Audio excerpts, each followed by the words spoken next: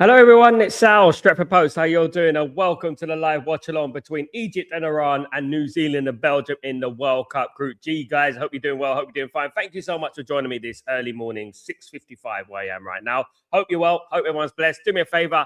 Please don't forget to subscribe to the channel. Smash a like on the video. All that jazz to be absolutely fantastic. In a group that, you know what, it's wide open, guys. Anyone can qualify more or less. New Zealand probably have to sweat it out if they win with 3, but at the moment they've only got a point. But if they win today, they have 4 points. I'm going to share this with you guys real quickly. First of all, I want to share the lineups and everything like that. Let me just put this up on the screen real quickly. Let me just get the lineup sorted out. So here we are.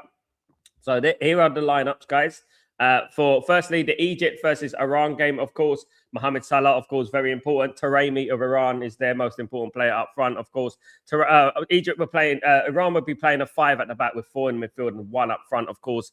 Very good at the counter attack, and Egypt are going to be have to be very, very alert in regards to Taremi and players of that nature, of course. Of course, Egypt have got a lot of household names in their team. Obviously, Mohamed Salah, Seba Zico, very Ashore, who I'm a big fan of as well. Very good player, guys. Rabia in defense, very, very good team, of course. In regards to the substitutions, here we go. These are the substitutions going down for both teams. There you go. Absolutely. Now let's go on to the actual New Zealand against Belgium team.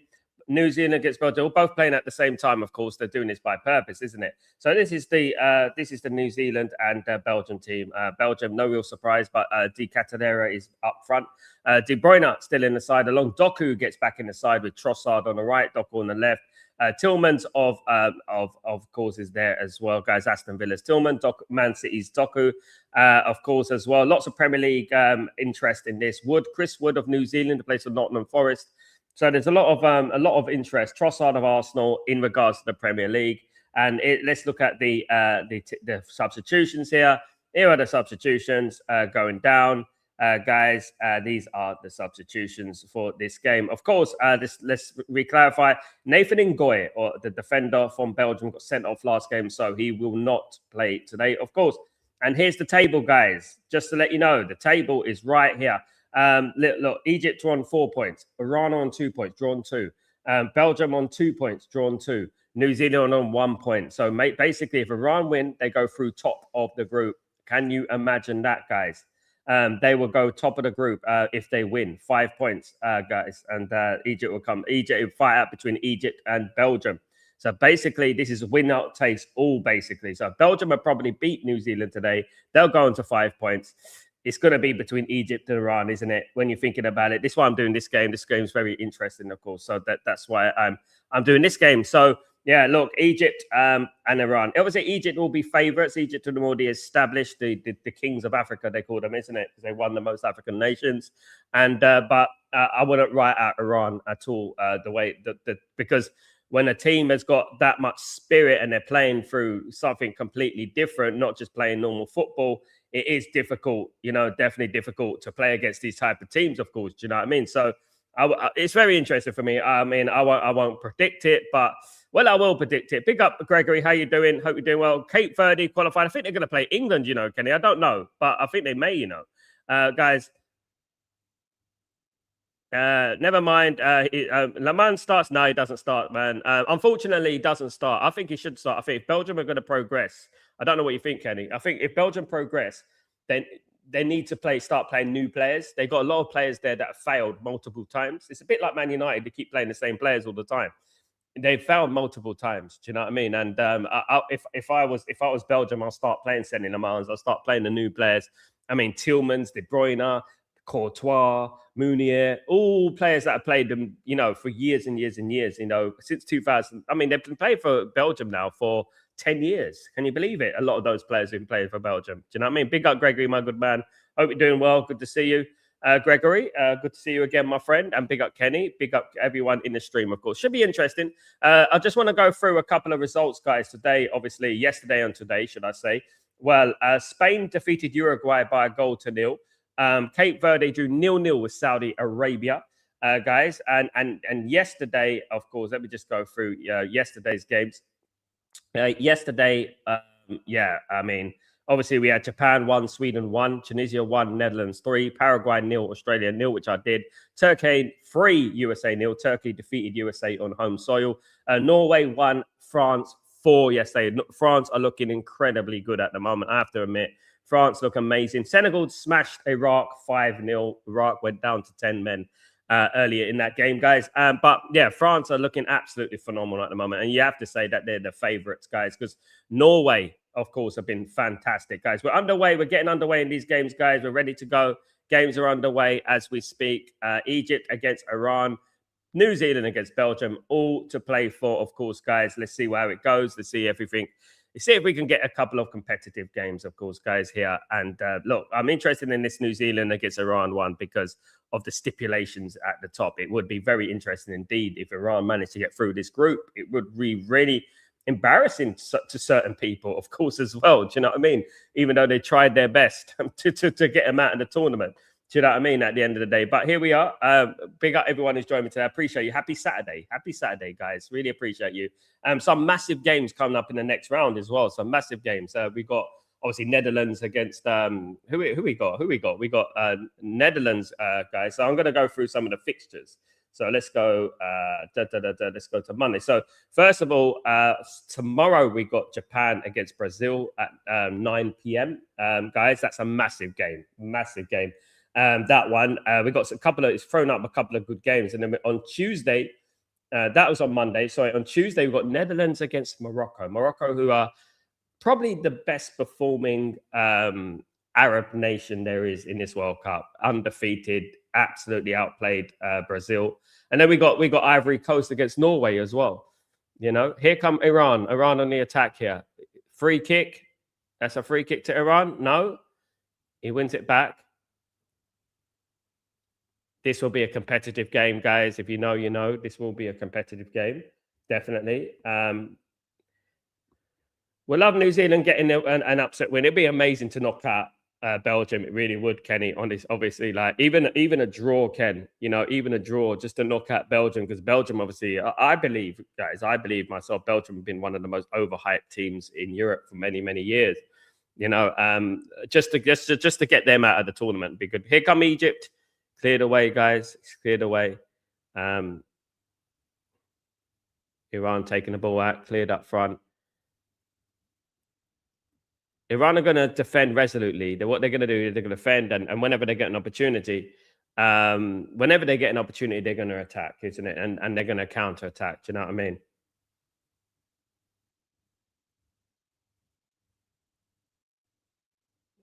That's the question, Gregory. It depends. Football, you know, the thing with football, Gregory, what I've learned over the 40 years I've been watching football, right? Football doesn't deal with absolutes. Teams that look fantastic. I remember Man United defeating Roma 7-1, right? And everyone was saying Man United are going to storm this Champions League. Everyone who comes before them are going to win. As soon as you come up against a tactical side, a side that can actually work out tactics and you know, be defensively astute, you know, it doesn't work like that. We got knocked out by AC Milan, if you remember, you know, and that's how it happens. That's how, you know, so it doesn't necessarily mean just because you beat that team 4-1 or 5-1 that you're going to win the World Cup. You know, England have done that in the past, you know, and they haven't won the World Cup. I would say anyone who beats France probably will probably will win the World Cup. I mean, I would like to see Spain against France. I think that would be a very good game. But anyone who beats France probably win the World Cup, I would say. Absolutely.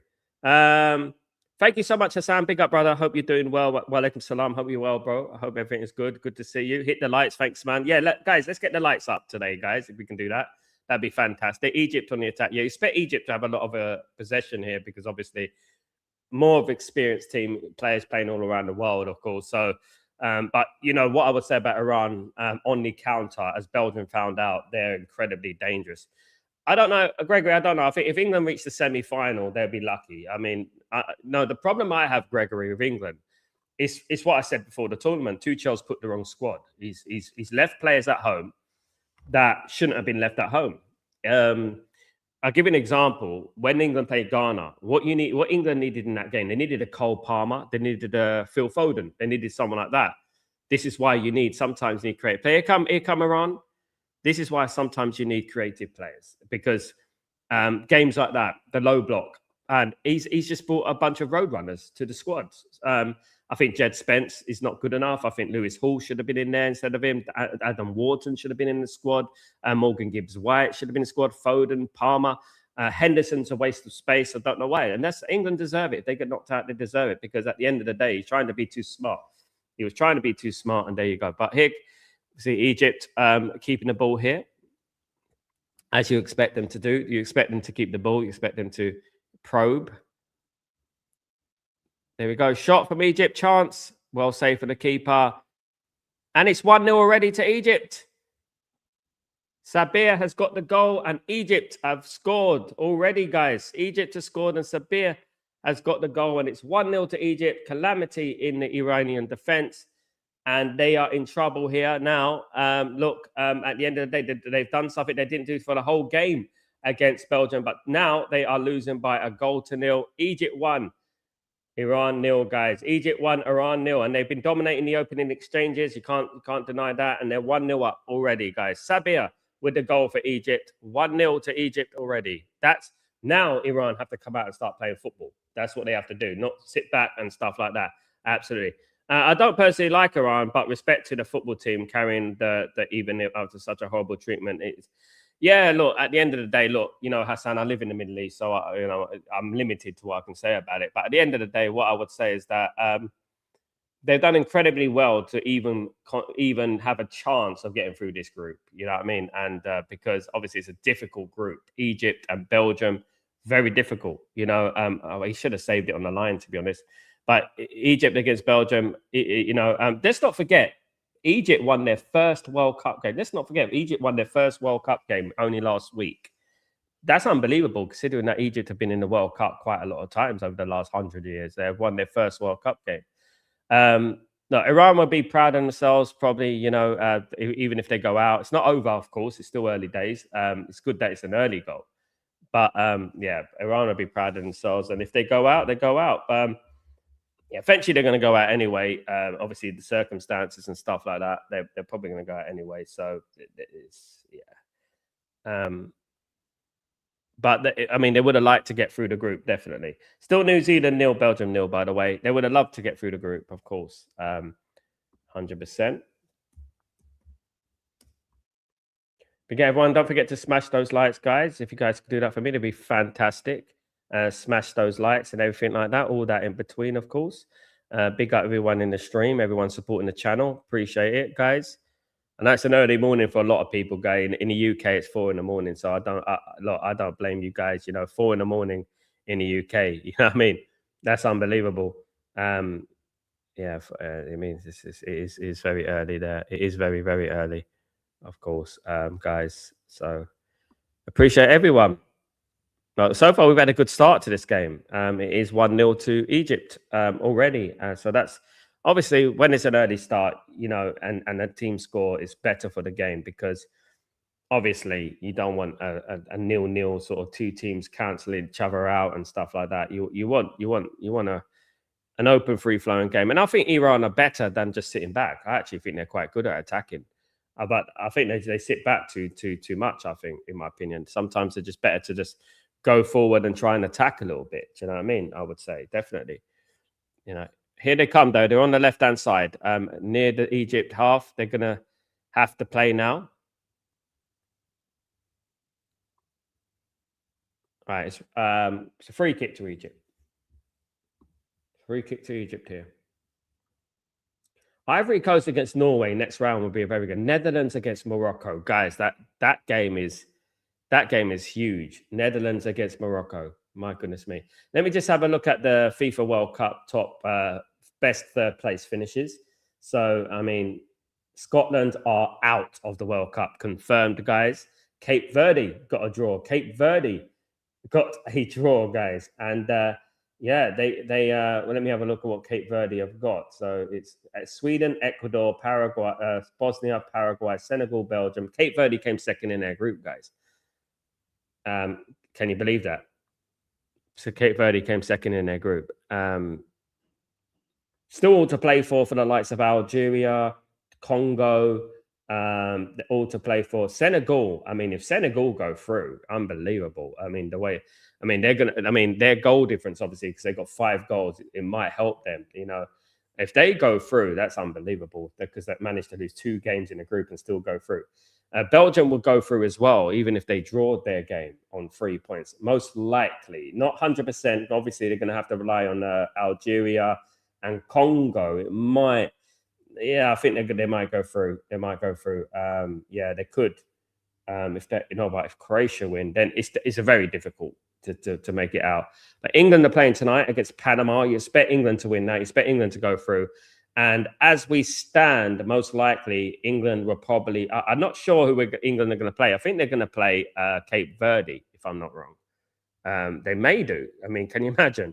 I think England are going to play Cape Verde in the last thing. And I said, let me have a look at this. So let's have a look at July. Now we're getting into July already. Goodness me. So it's France against somebody, Mexico against somebody on July the 1st. July the 2nd, it's going to be, USA against Bosnia. That's going to be a very interesting game on July the 2nd. Another easy game, I would say, though, for USA. Friday, Australia through and Switzerland are through. And we have to look at what's on 4th. The 4th is that. And then we look at the 5th. Argentina's the 4th. There's. I think where are Cape Verde? So let's have a look at this. It's a penalty to Iran. It's a penalty. Iran have got a penalty. Iran are going to equalize, and he saved it. What an idiot! He saved the penalty. What an idiot! My goodness me!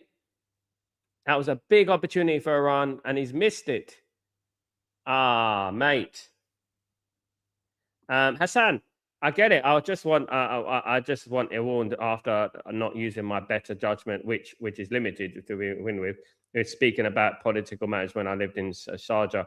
Cape Verde has turned into they turned into the dark horses, Hassan, and but I think their story will come to an end. They play England. England will beat them. I'm not just saying that because I'm English, but I think England will beat them. I think it'd be difficult, of course. You know, Iran missed a penalty. I can't believe it. A big chance for them. They needed Bruno in that moment, didn't they? They needed Bruno to step up. It's sickening when you miss a penalty. It's sickening when you miss a penalty because it's such an opportunity, isn't it? It's such an opportunity to get a goal. But it was a great save from Egypt. A great save there. In Constantino, what's going on, my friend? Hope you're doing well. Good to see you, mate. Hope you're blessed. Egypt players on the floor at the moment. Number 6 is on the floor. He's on the floor at the moment. We got everyone. Yeah, I'm traveling today, guys. I am going to Dubai today. I'm in Dubai today, so I'll be there or thereabouts and stuff like that. So I'll be over there today. So doing my thing, absolutely. Big up everyone. Still New Zealand nil, Belgium nil, by the way. Guys, just to let you know, keeping you up to date with all the live scores and everything and whatnot. Absolutely. I mean, so I'm looking at, so let me just have a look at this. So then tomorrow, we've obviously, it's South Africa, Canada tomorrow, obviously at 11 o'clock for the in last 32 first game. Then Monday, we've got Brazil, Japan, big game. Tuesday, I'm just looking at where Cape Verde is. So France and there. Thursday, where's Cape Verde? They're not through yet, Cape Verde. According to this, Cape Verde are not through yet. Are they through? Let me have a look.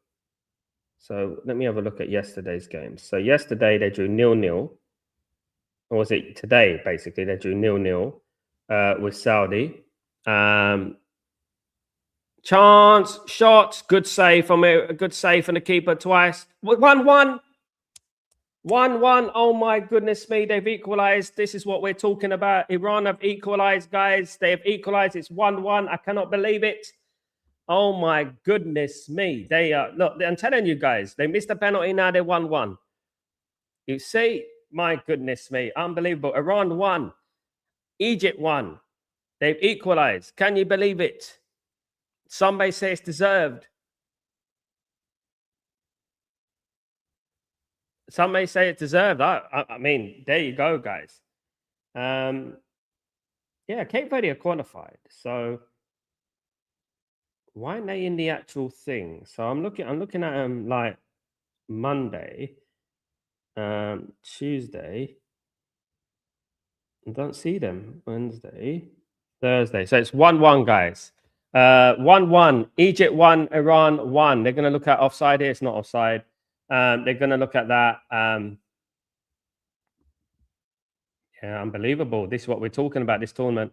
There we go. So yeah, Spain got lucky against Uruguay, by the way, just to let you know. It's 1-1 courtesy of Razian. Razian is a player who plays for Esteghlal. It probably is in Iran. He plays. Yeah, Sabre he's cancelled that. Sabre's opening goal. Game on, guys. Game on. This is what I'm talking about. Game on. Absolutely. So I'm trying to find out when do Cape Verde. Hassan, I honestly think that Tuchel should start Rashford on the left. I agree, mate. Mainu with either Rice or Anderson. I agree, mate. Put Kane in the 10 with Watkins at number 9. I know that sounds strange, but that's not strange, mate. I said it myself. I mean, I've got my question marks about Watkins, but I don't like the squad that Tuchel has picked. I do think you have to play either Mainu or Anderson, or Mainu and Rice, not Rice and Anderson. I think they're too similar. I don't know what you think about that, but I think they're too similar. I think you have to play Mainu because he adds that, that ability to technically play in that midfield and keep the ball flowing and stuff like that. In regards to Anderson and Rice, they're too similar. They're workhorses. They work. They don't create. Mainu can create. I don't understand why they don't do that. And obviously Rashford. I mean, look, Morgan Rogers or Rashford for me on that left-hand side. If you can play Morgan Rogers or you can play Rashford, both of them, not Gordon. Gordon has been absolutely, I would say, a diabolical. Absolutely. Yeah, it was deserved. This is what we're talking about. These teams, Iran are going to be a thorn in a lot of people's side. I said it at the beginning of the tournament. Do you know what I mean? Absolutely.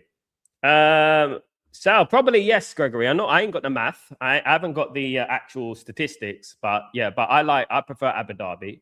The reason I prefer Abu Dhabi is because it's more cultural, it's more traditional, it's modern, and it's peaceful and quiet. And people, just live your life. And it's great places to go. Yas Island, Saadiyat, Seoul Beach. There's lots of lovely beaches and things like that. And it's a lovely city, amazing city, one of the best cities I've ever been. I've traveled. And I'm glad that it's kind of like an undiscovered gem. You know what I mean? Because a lot of people go to Dubai. It's an hour away to Dubai. It's only a drive, an hour. So it's a lot of it's like an undiscovered gem sort of thing. So I'm happy that I'm in Abu Dhabi. Yeah, I would advise it, Greg, if you ever come to the Middle East. Just come to Abu Dhabi. You'll see. There. It depends. It depends what you want, though. But if you're young and you want to have you want a fun life, you go to Dubai. Fair enough. It's a great city, and you can do everything you want to do. So it's fine. You know what I mean? At the end of the day, it's not restricted. Here come Iran again. God, goodness me. This must be it's nerve-wracking for Egypt at the moment. Imagine Egypt got knocked out the tournament by Iran. I'm trying to look at where Cape Verde is, guys. I'm trying to find out when Cape Verde are playing. So Argentina are playing next Saturday. So when are Cape Verde playing in the last 32? Maybe it's not up yet. I don't know. Hassan, yeah, the profiles need to do a little bit of diverse. I prefer Tony as a 9, but from the videos and interviews I saw, I think Watkins is gelled on to Tony, isn't it? Yeah, I think Tony is incredibly underrated, Hassan. I don't know how you feel about it, but I think he's incredibly underrated. I know he played in Saudi last year, but he scored 41 goals in Saudi last year. And what I've always believed is that the goal is the same size everywhere you go. So, he can put the ball in the back of the net.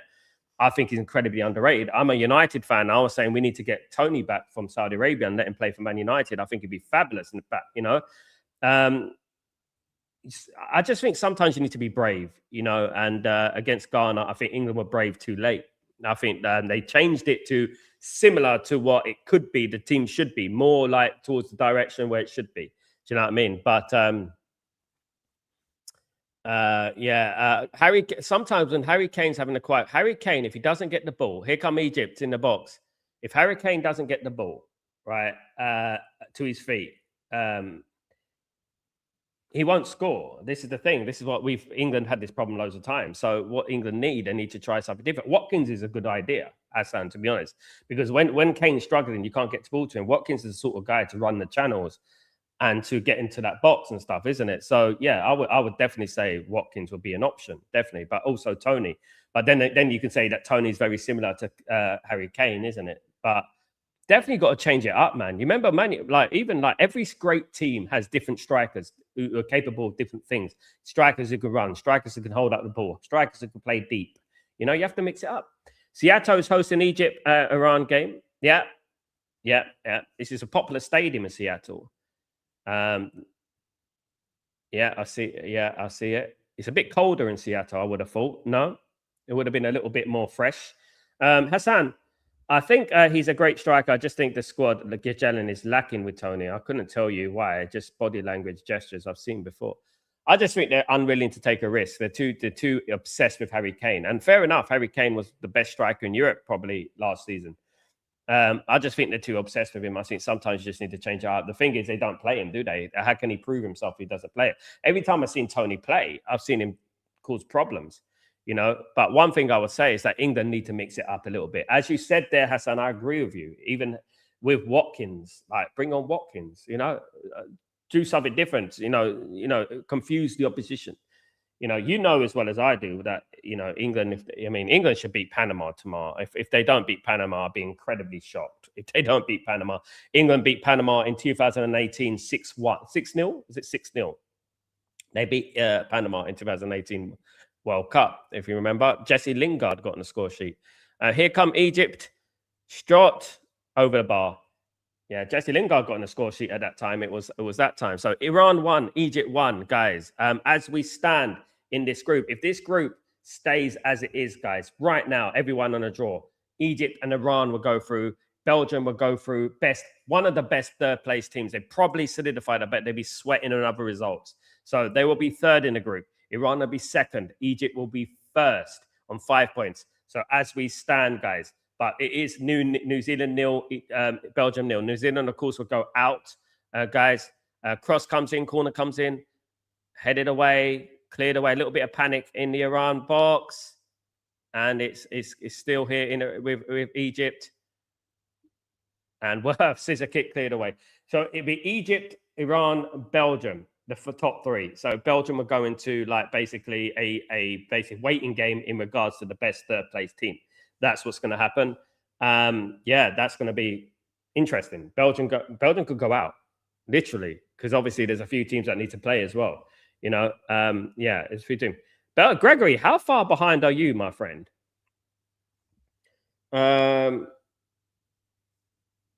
You're very far behind, Gregory. You're literally 5 minutes. We're on 22 minutes here, guys. Just to let you know, we are on 22 minutes. Yeah, Gregory must be on the 5 minutes mark or something. There you go. It is what it is. Absolutely. Big up everyone.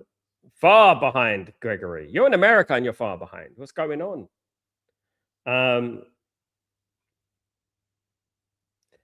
The funny thing is, the problem is that with England, I just feel like they need to be more brave. That's it. And they just need to go for brokes. As I said, you've got to be brave in this tournament. You can't be nervous and you can't be sitting back. They could have easily lost to Ghana in the end. Do you know what I mean? It was a penalty, in my opinion. There was a penalty to Ghana. That should have been a penalty. That would have been 1-0 to Ghana, would have put England under enormous pressure. We're on a hydration break here, guys. That would have put England under enormous pressure. It was a penalty, and if England had that opportunity what Ghana had in regards to the penalty, I'd be fuming. I'd say, how can England not get a penalty there? There's a penalty for Ghana, 100% all day long, guys. I'm not going to even gaslight you into anything, guys, but I would say that was a penalty, definitely, and England got away with it. And this is why in football you play positively. Kobe Mainoo should play. Anderson or Rice should play. I said this at the beginning of the tournament. People are laughing at me. Hassan's just clarified it for me. You play either Mainu and Anderson or Mainu and Rice. You don't play Rice and Anderson. It's ridiculous. It's too similar. It's too double pivot. It's too narrow. It's too defensive. And that's what I'm saying. And Hassan's absolutely spot on. I would play Kobe Mainu because Kobe Mainu adds a different dimension to the team, and he can get those, eye of the needle sort of passes in there and stuff like that. Do you know what I mean? I would say that 100%. Guys, we've got 25 minutes. A good game, to be honest with you. Iran won, Egypt won. Iran have missed a penalty as well. So let's not forget that as well, guys. So Egypt could thank their lucky stars for their goalkeeper today, that they are drawing this game so far. And it is New Zealand 0, Belgium 0, guys, as we speak. The Egypt goalkeeper, Shabir, good goalkeeper, to be honest with you. Guys, good goalkeeper. Impressed with him, but he saved a penalty. Trezeguet, of course, very experienced left winger for Egypt. He's always going to be there or thereabouts. Obviously, Mohamed Salah. Yeah, good performance. I'm looking at these Iranian players. I'm looking at the right back, especially the right back, Rezayan. Obviously, he scored the goal, but in general, I think I've been very impressed with him on the right back position. Always bombing forward, always going forward, always, going far up the pitch. And that's what Man United need, don't they? Hassan, got to say, Iran are putting up a fight, decent press, relentless progression when possible, ferocity in their movement. Egypt needs to step up. I'll be honest with you, Hassan. I watched the African nations in January and December. I was very disappointed with Egypt. I said it many times. Egypt, right, are very cautious the way they play football. They're better than they actually show. So they play very pragmatic football. I saw this in the World Cup, in the African nations, excuse me. And I don't know what's wrong with them, but they show flashes of brilliance, but then they just go on this weird bozo mode, and they end up getting. This is why they haven't won a game in the World Cup, apart from last week. Their first game they've ever won in the World Cup last week. I mean, goodness me. Iran won a World Cup game in 1998. That's what we're talking about here. Do you know what I mean? So definitely. You're 4 minutes behind in the Belgian game. Big up, Gregory. Belgium not going through to the next round. That would be a turn up for the books, wouldn't it? It is 0-0. New Zealand. Of course, New Zealand are the lowest ranked team in the tournament, by the way. The lowest ranked team in the tournament are New Zealand, guys. They're the lowest ranked team in the tournament. So there you go. Big up everyone in the stream. Big up everyone, guys. Hope everyone is blessed today. Hope you're blessed. Big up the legends here, of course. Appreciate everyone who's joined me today, guys. And a big up everyone who's doing the watch along this morning, on this Saturday morning. I know it's not easy, and guys, for me and for people like big up Don Hussam, who's up early in the morning like me, doing the watch alongs for these games. Absolute legends, man. And I'm not calling myself a legend, but legends, of course, guys. And big up everyone doing them, and make sure you support their channels. Hardworking people, man, honestly. But guys, look, things are going to start getting interesting now. Things are going to start getting interesting because tomorrow we've got South Africa, against Canada, isn't it? In the last 32. So we're going to start getting into that nitty gritty sort of thing. Do you know what I mean? Where it starts Morocco against Holland, guys. Come on. Yes, they do. In the final game, which is at 4 p.m. my time, 1 a.m. my time, Gregory. 1 a.m. So 4, 5, 6, 7, 8, 9, 10, 11, 12, 1. I'm 9 hours ahead of you, Gregory. 9 hours ahead of you, mate. 9 hours. 9. Unbelievable. There you go. Hassan, I like pragmatic football, but there's limits to pragmatism. Egypt just, I don't, what I would say, Egypt, I don't like the manager of Egypt.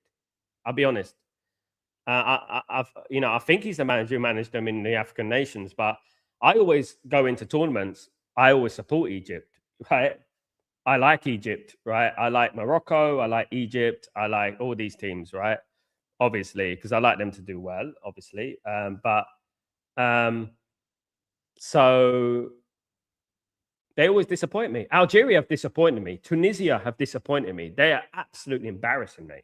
But obviously, Algeria still have an opportunity. They play Austria, so they've got an opportunity to beat Austria. I think they can beat Austria. So they've got an opportunity. That's all we're saying. 9 hours ahead of you, bro. Yeah, Gregory, I'm 9 hours ahead of you, mate. I mean, far, far away, isn't it? It's amazing, isn't it? The difference in time. 1-0 to Belgium. 1-0 to Belgium. Belgium have scored, guys. That's really put the cat amongst the pigeons now. Belgium has scored. Belgium are 1-0 up against New Zealand, guys. Expected, of course, but Belgium have scored. They're 1-0 up now. And now that's making it very, very interesting indeed, guys, in this group. Now, Belgium, Trossard, the Arsenal player, has got the goal for Belgium. They are 1-0 up, guys. Unbelievable here, developments. It's a goal for Belgium. Of course, we expect Belgium to defeat New Zealand. There's no surprise there. So as we speak, it'll be Belgium going through on 5 points.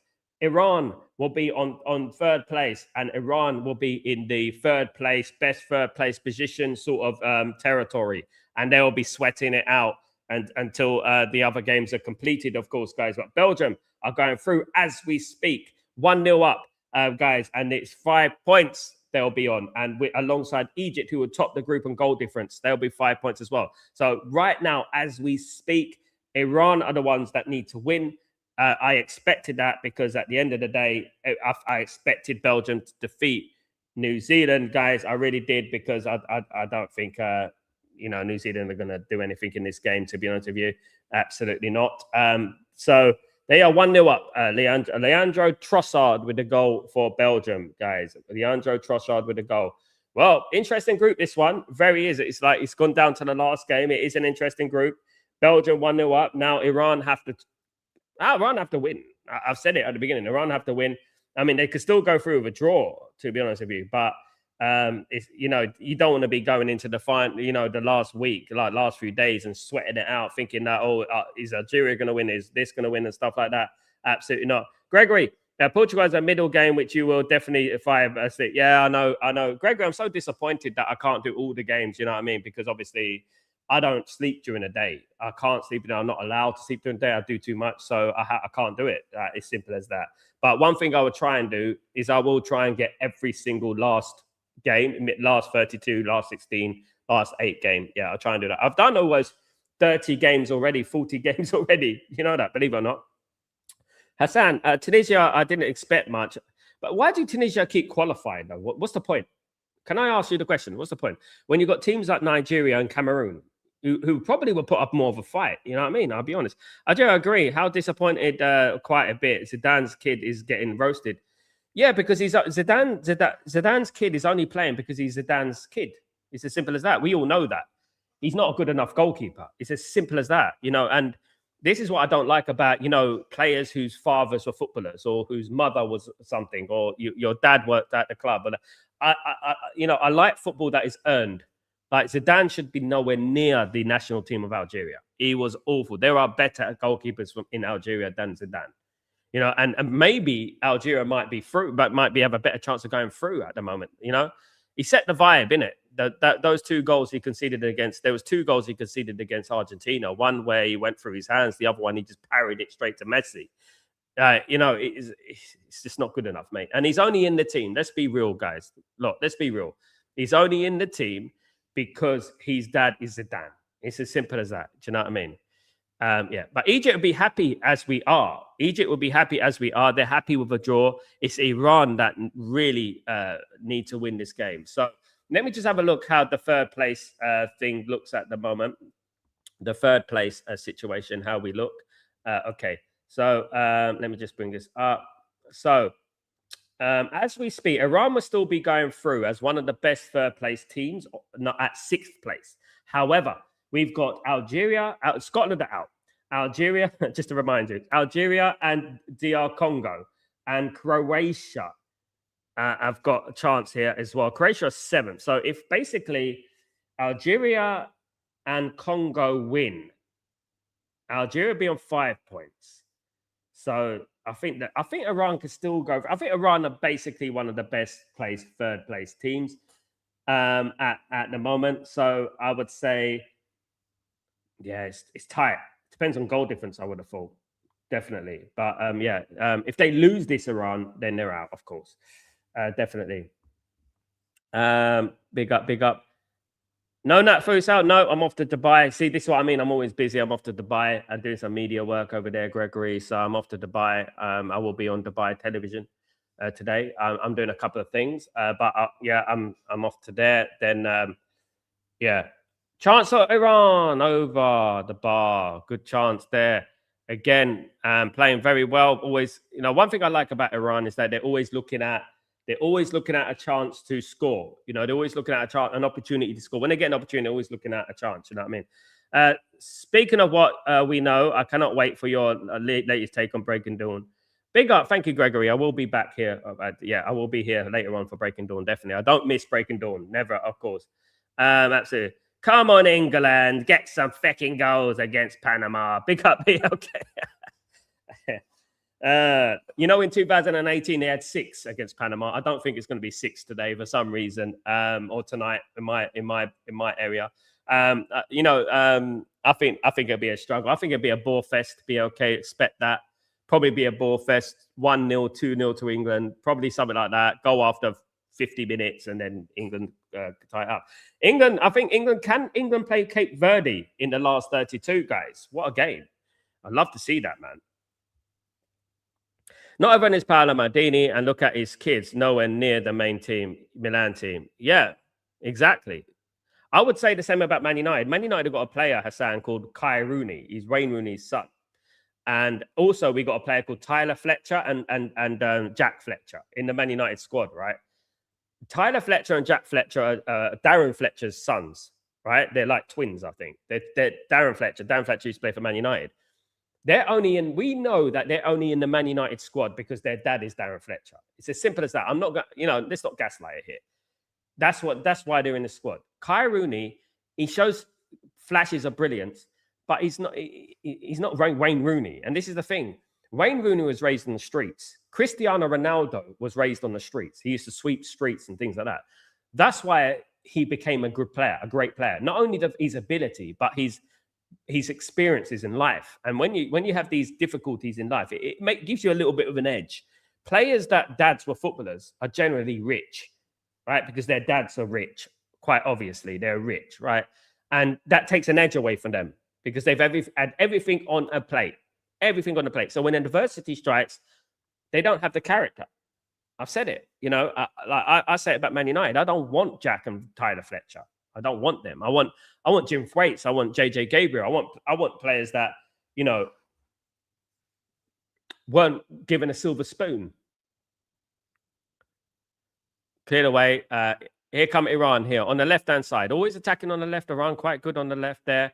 With the left back there, always going forward. It's a bit like I like to see left backs going forward, absolutely, because we don't see enough of it at Man United. It's refreshing to see left backs going forward. It's Mohammadi who goes forward for Iran a lot. He does well there. He definitely does well. We got a throw in here, guys. With Namati is going to take the throw for Iran. Namati, who plays in the centre back position, cleared away by Egypt again. It's coming back out here to Namati again. He may get the crossing. Long ball. Of course, Taremi is Iran's legendary player. I mean, obviously, there used to be a guy called Ali Daei, who was the record holder, I think, for the most appearances in an international team. I don't know if he still is, but he used to be. But now they've got their new Ali Daei. It's Taremi. But here come Egypt. Salah. It's going to be a free kick. No free kick. It was well won. The ball was won. And it's cleared away. Egypt be happy with the draw, by the way. They'll be going through as we stand. What do we know? I know a lot. See what I mean. Ferocious in their movement. Yeah. This is an example of, Hassan. This is an example of you don't need just... Football's not just talent. It's about belief. It's about effort. It's about implementation. Everything. It's about that as well. It's not just about, talented players playing football. It's about effort. It's about, having the desire, and stuff like that. Definitely. 100%, man. Absolutely. JJ Gabriel is going to be a very special player once he's old enough to... He can play in the Premier League next season, Gregory. He's old enough.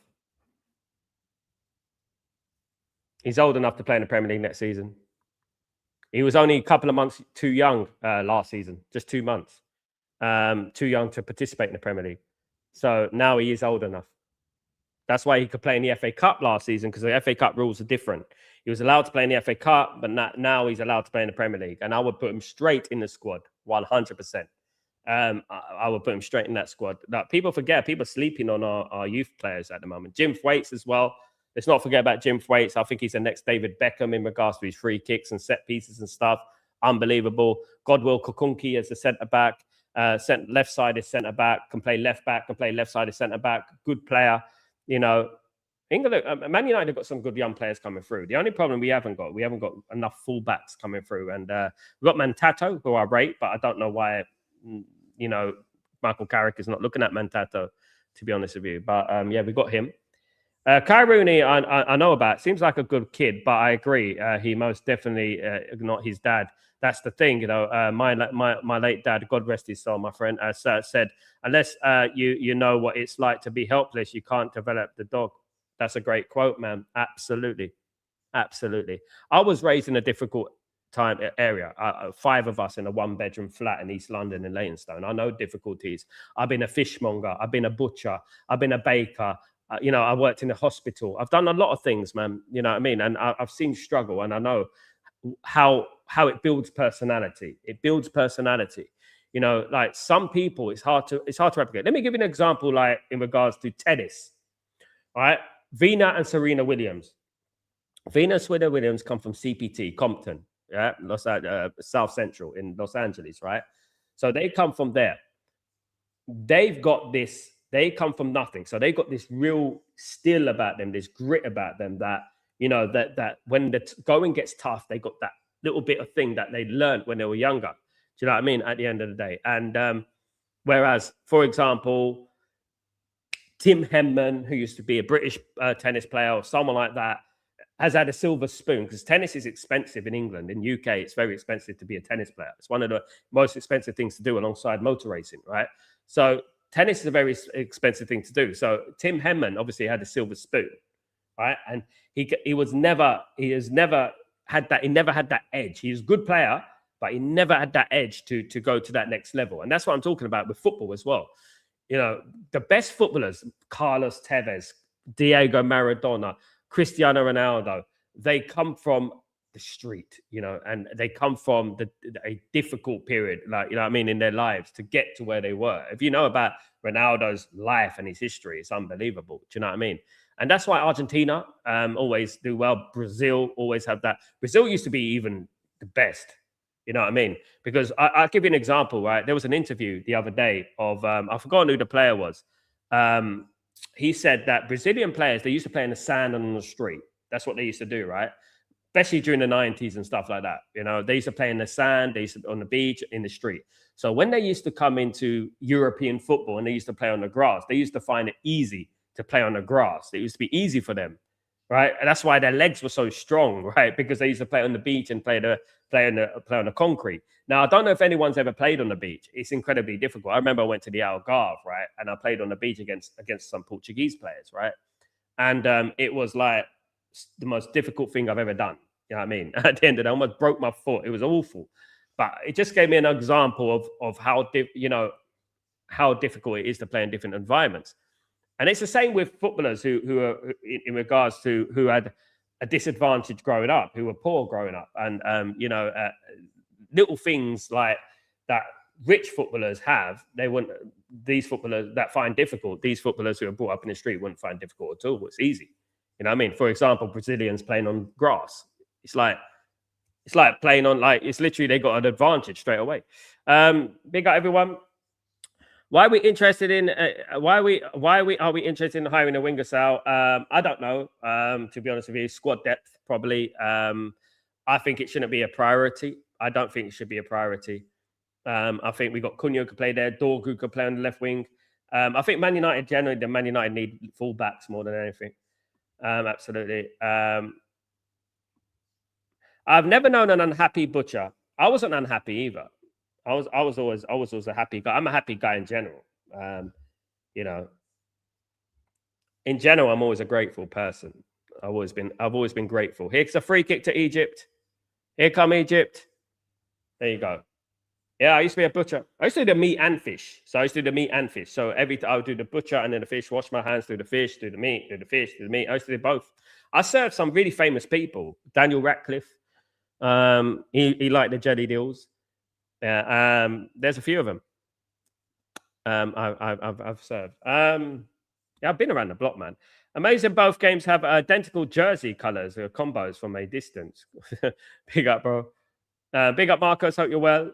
You got a big game coming up, Marcus, against South Africa, my friend. You getting ready for the game?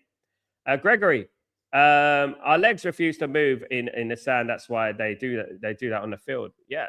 Well, imagine what does playing on the sand do? It builds up strength in the legs, doesn't it? It builds up endurance, and that's why people jog on the beach sometimes. If you jog on the beach, you build up endurance, and so when you go on a treadmill, you run on the street, it's far more easy on your legs. Your legs would be like, for example, if I run 5K a day, right? I've been running my whole life. I've done three marathons, 2 in London, right? And so when I run, like if I run fast, right? If I go on a fast speed, tomorrow, if I do a slower speed, it'd be easier, for example. Hassan, my struggle this time came when I left home for London. I had to sleep in the Regent's Park, bloody hell, for a week because I couldn't pay the rent from there on Mateus, Miami. We learn and get stronger. Exactly. You know what they say? The blessing is in the struggle. That's what they say. It's still Belgium 1, New Zealand 0, guys. You betcha. Big up. Canadians, I'm pumped once in their lives about this game, hockey. What's your score predictions? I want to get the score of South Africa against Canada. It's going to be an interesting game. I think Canada will win, Marcus. I think Canada will win. I like South Africa, of course, but I think Canada will win that game. I think they'll win that game. Guys, we're almost in half time already. Guys, we got a few minutes. How many minutes we've got left? My eyes have deceived me. 5 minutes left on there. 5 minutes of injury time. We got 5 minutes of injury time, guys. Absolutely. We got the throwing specialist coming up here again, guys, for Egypt. Namati. He's going to be he's the Rory Delap of Iranian football. Here we go. No, he's taking it short. A lot of teams have been up watching Arsenal. A lot of the rules are going to change next season in regards to, corners and things like that. Oh, it's almost a goal for Iran. It just trickled past the post. My goodness me. Goodness me. There you go. It's just trickled past the post there. Yeah, like I said, look, one thing I want to know, right, is France. France are incredibly good at producing players, and you have to give them credit.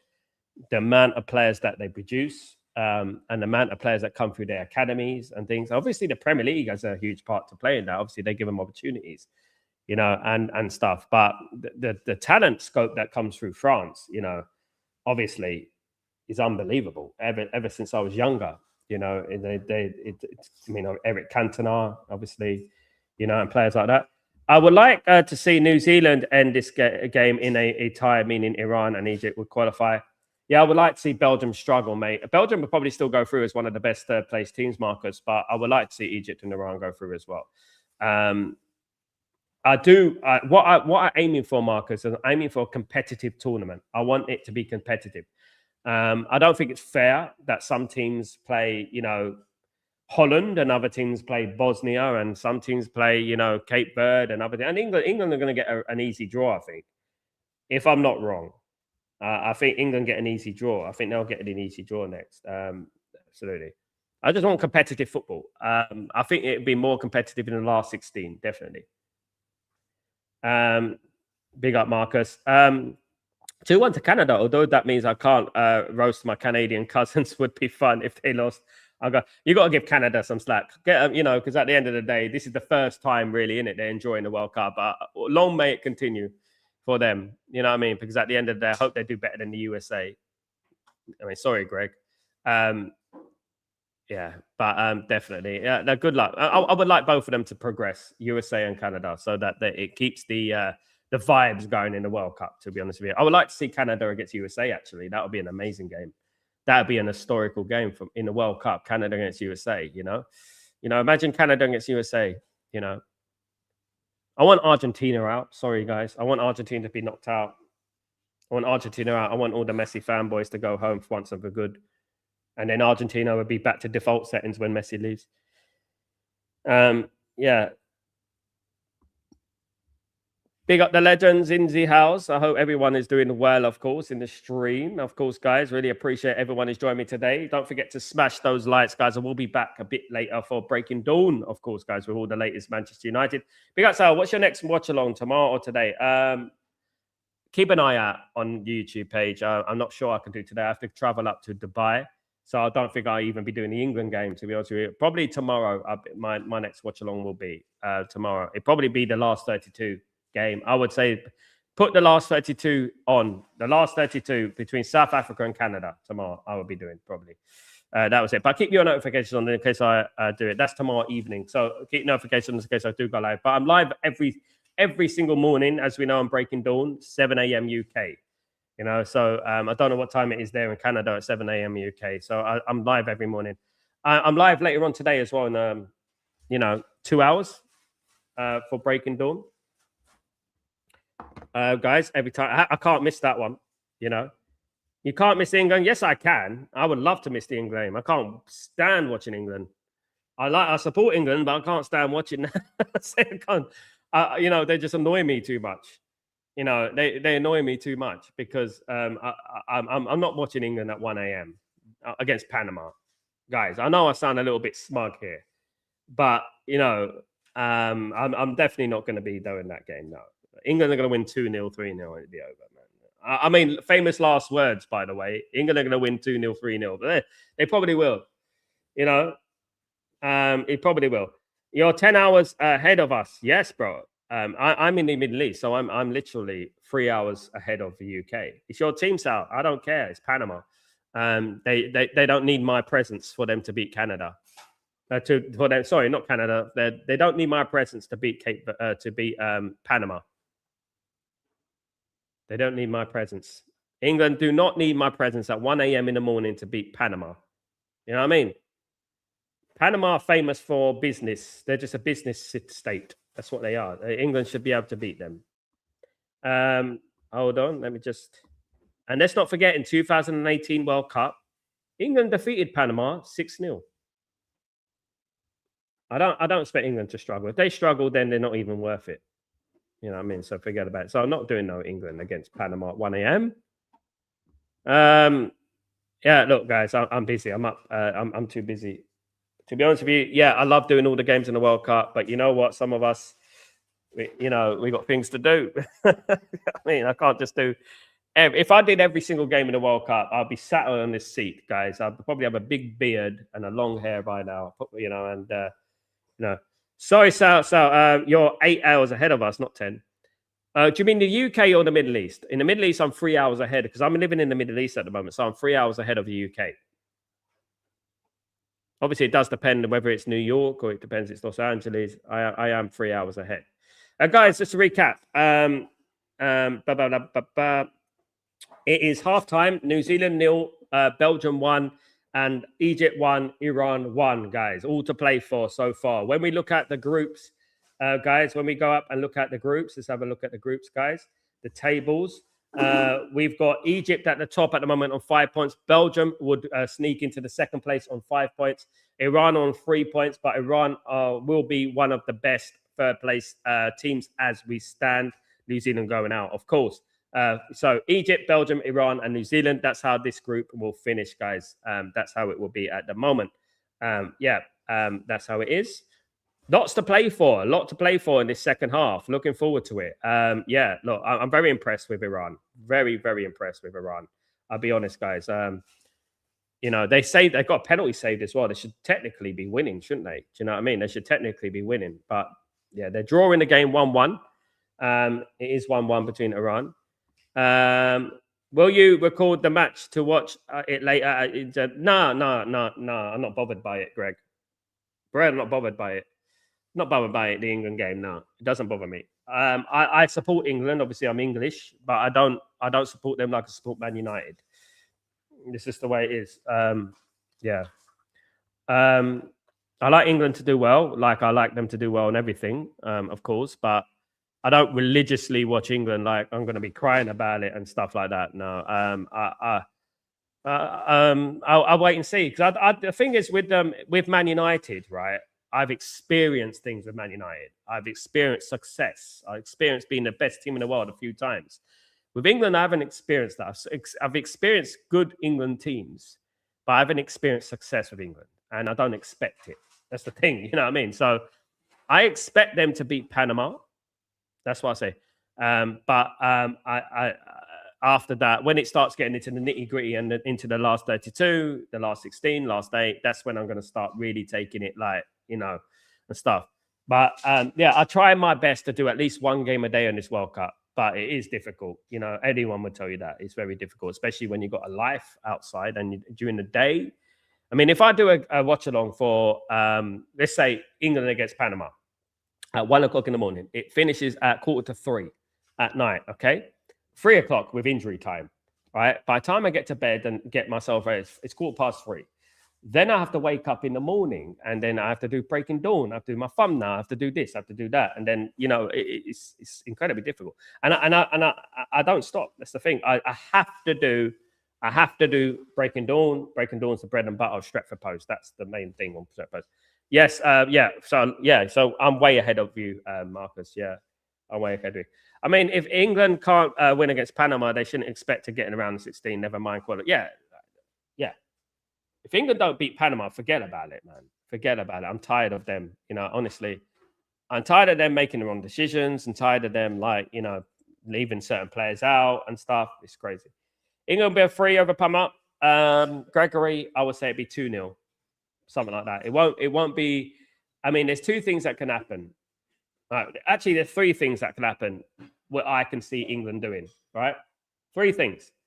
1, it's an absolute disgraceful draw. England draw 0-0. They can't break them down.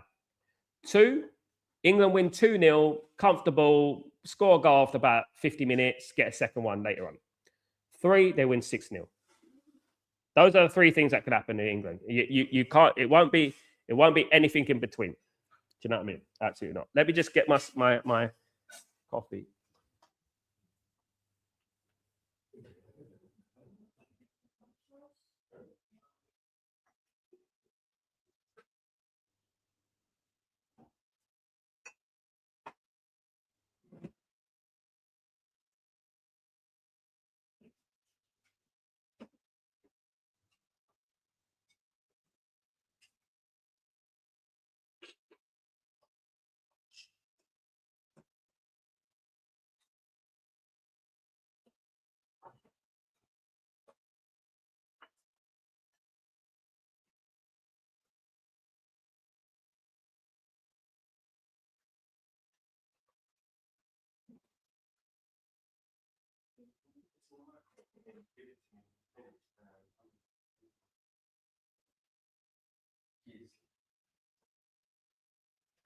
Yeah, we're waiting for the second half to start, guys. That's what we're waiting for. Big up everyone. So thank you for your patience, everyone. I still got to get ready. I've got my luggage and stuff. I ain't even done my thumbnail as well.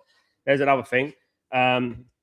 For United, obviously I've got to find out the news first. 9 o'clock. 9 o'clock is when I usually find out the Man United news. It's about that time, sometimes earlier. Today it's about, in the weekend it's about 9 o'clock. I get to find out the latest Man United news before everyone else. Of course, guys. Obviously, there's stupid rumors going around about Man United signing a striker. Man United not going to sign a striker, guys. They're not going to spend that much money on Alvarez and things like that. That's just not going to happen, guys. That's not going to happen.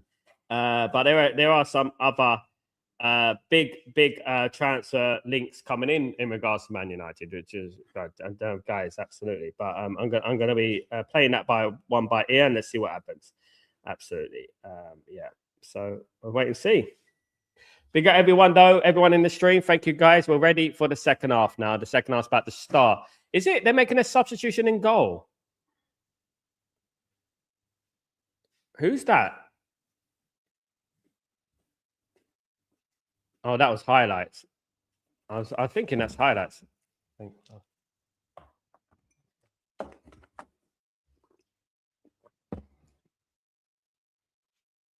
Yeah, Spain beat Uruguay 1-0, guys, by the way. I've been disappointed with Uruguay. Have Uruguay gone out?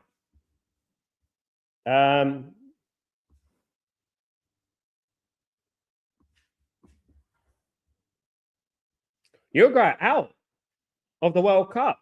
Cape Verde going through to second place, and Uruguay are out. No, Cape Verde will play Argentina. Argentina against Cape Verde. Cape Verde. So Argentina got a bye into the next round. That's basically what it is. Argentina have had a very easy tournament so far. It's the thing, you know. They had a very, very easy tournament so far. I mean, bloody Cape. I mean, come on. Unbelievable, man. Let's just have a look at this.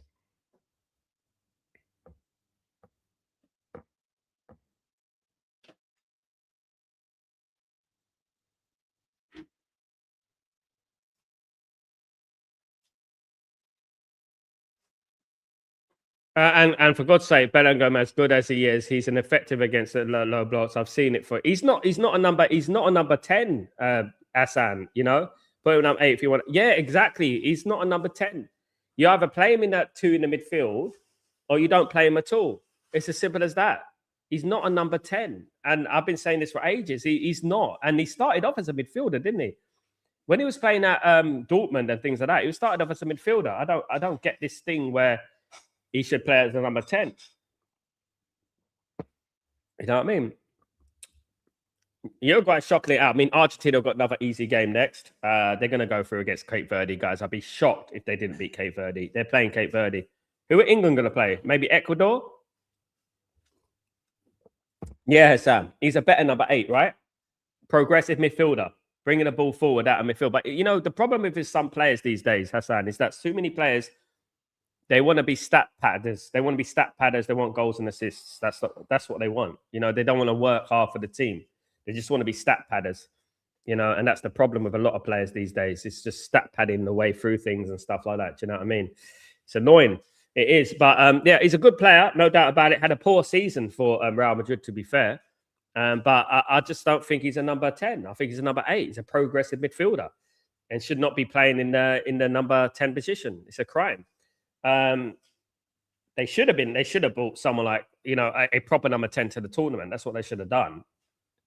I know Palmer hasn't had a good season, but Palmer, I mean, he's always dangerous. He's the only one who scored. He scored in a European final, didn't he, for England? You know, he's got character. Cole Palmer. I don't know why I didn't. I mean, obviously he hasn't had the best season, but which Chelsea player did? Jed Spence had a poor season. Why is he in the England squad? You know what I mean? It makes, you know, you have to look at these things critically. Why is Henderson in the England squad? You know, Henderson's a waste of space. He's a cheerleader. If you want a cheerleader, put him on your coaching staff. Don't take up a space in the England squad. You know what I mean? It's the most stupid thing I've ever seen. Like these are the kind of things England do. It annoy me, you know. Congratulations to Cape Verde, guys. By the way, I just want to say congratulations. The beauty of football is that, of course, exactly that. However, I do think that Argentina will win that next round. I really do hope Cape Verde surprise everyone and win that game. I'll be supporting them against Argentina, but I can't see it happening to us. Argentina in the last right now. Argentina are in the last 16 as we speak. That's what I'm going to say. I know it's football. You never know. I know football. You never know. I've seen strange things happen in football, but on this occasion, I don't think it's going to happen. I just don't. I can't see Cape Verde defeating Argentina.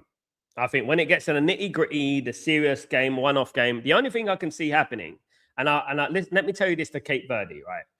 Believe yourself. Believe in yourself. Believe in yourself. Get it to penalties. That's the only thing I can say. If you get it to penalties, you never know. You know what I mean? You guys have natural number 10s. Yes, Rogers can do the job. So can Eze. Why not being used as such as beyond me?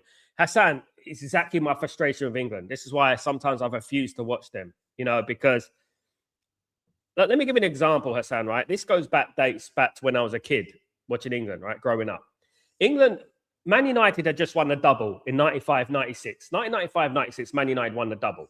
All right. You can't end it with kids. Beckham, Butt, Scholes, Beckham, Butt, Scholes. Who else was there? There was another one. Philip Neville, Andy Cole, who scored 40 goals, were not in the England squad for Euro 96. Right? Yet, Neil Ruddock, Andy Hinchcliffe, Jamie Redknapp, all these players, Darren Anderton, all these players were in the England squad. Right? That's what I'm talking about. You got players there, Nicky Butt, David Beckham, Paul Scholes, the future of English football. They just won the double, right? What other nation around the world, when the team has just won the double, include none of them in their squad? None of them. What did Spain do when in 2010 and 2012 when the great Barcelona team of that era? What happened? Busquets, Iniesta, Xavi, Puyol, straight into the team. No doubt about it. Why? Because they have a winning mentality. England, no, we have to play Sheringham, Sheringham was playing for Spurs back then. We have to play Sheringham, we have to play Anderton, we have to play David Platt, we have to play McManaman, we have to you know what I mean? And this is why they falter. And we many years later, we're here and we're like, why the hell is Bellingham at number 10 again?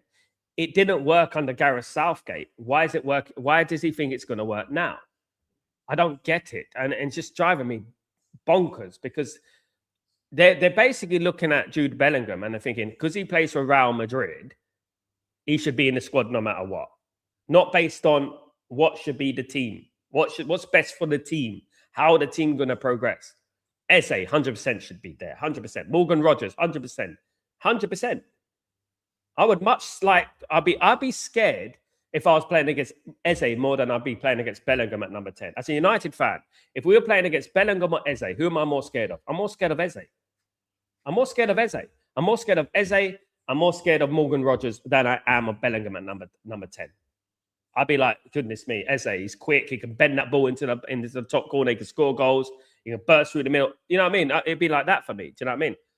With respect, so Alex might have pissed off the national manager when they're calling his players back for friendlies. He might, yeah, but at the same time, he backed at that period. He backed the team to go to United 6 and actually called out the England manager for not picking them. He called out Terry Venables for not picking them. That was it. Every single one of those players ended up playing the next months anyway. When that Euro 96 finished and the qualification for the World Cup 98 played, they were in the squad. So why weren't they in the squad for Euro 96? It doesn't make sense. You know? If that was the case, they would never play for England, right? See, I've been around the block, Hassan. I've been watching football 40 years. I know how these things work. And I know, like, for example, if like England used to play David Batty in the middle of the pitch and Paul Ince. I like Paul Ince. I think Paul Ince was a good player, but David Batty should not be in England squad as a midfielder. No. England tried to fit Gerrard, Lampard and Scholes into the same team when we all knew it needed Carrick and two of those should have played. And it's lots of things, man. I've been there, seen it, done it, worn the T-shirt. I mean, let me just get my shoes on.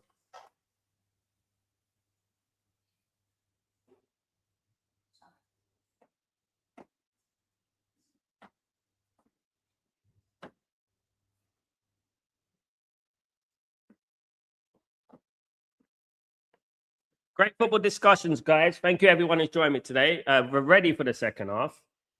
Thanks, everyone who's joined me today. It's great. It's great discussions on this channel. I love it. I love it. Just talking about football. You know, that's what we do here. We're blessed every single morning to talk about football. Big up, everyone. Hope you're blessed. Hope everyone is good, guys. Hope everyone's having a good morning or good evening, wherever you are, guys, or very, very early morning. Thank you, everyone who's joined me today. Mamouche is on the pitch for Egypt. Mamouche plays for Man City, of course. We're ready to go, guys. We're ready to go. We're in the know. We're ready to go. Who knows? Big knows what's going to happen. Absolutely. Who knows? Big up and blessings to the community, guys. We're underway for the second halves. Let's do it. Let's do it. Iran have to win, more or less. Although they could still sneak into the third best places with a draw. right now, Belgium, Iran, and Egypt could qualify, basically, right now as we stand. Here we go, guys. Underway in the second half. We're underway.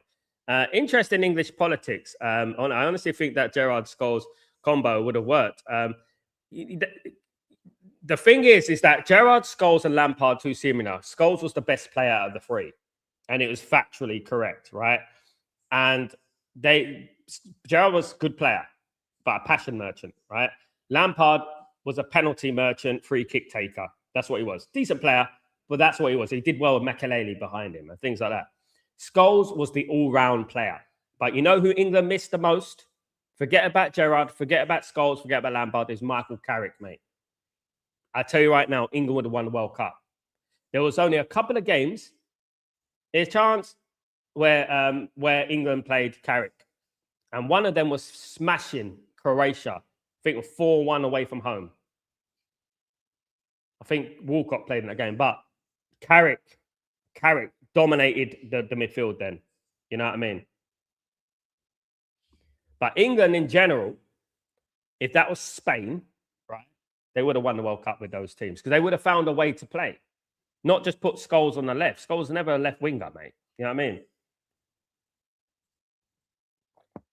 Zidane, Xavi, Iniesta modeled their game. Zidane said Scholes is the best player in the world he's ever seen, you know, and Xavi and Iniesta modeled the game around Scholes. If Gerrard was so good, how comes he couldn't lead Liverpool to a title?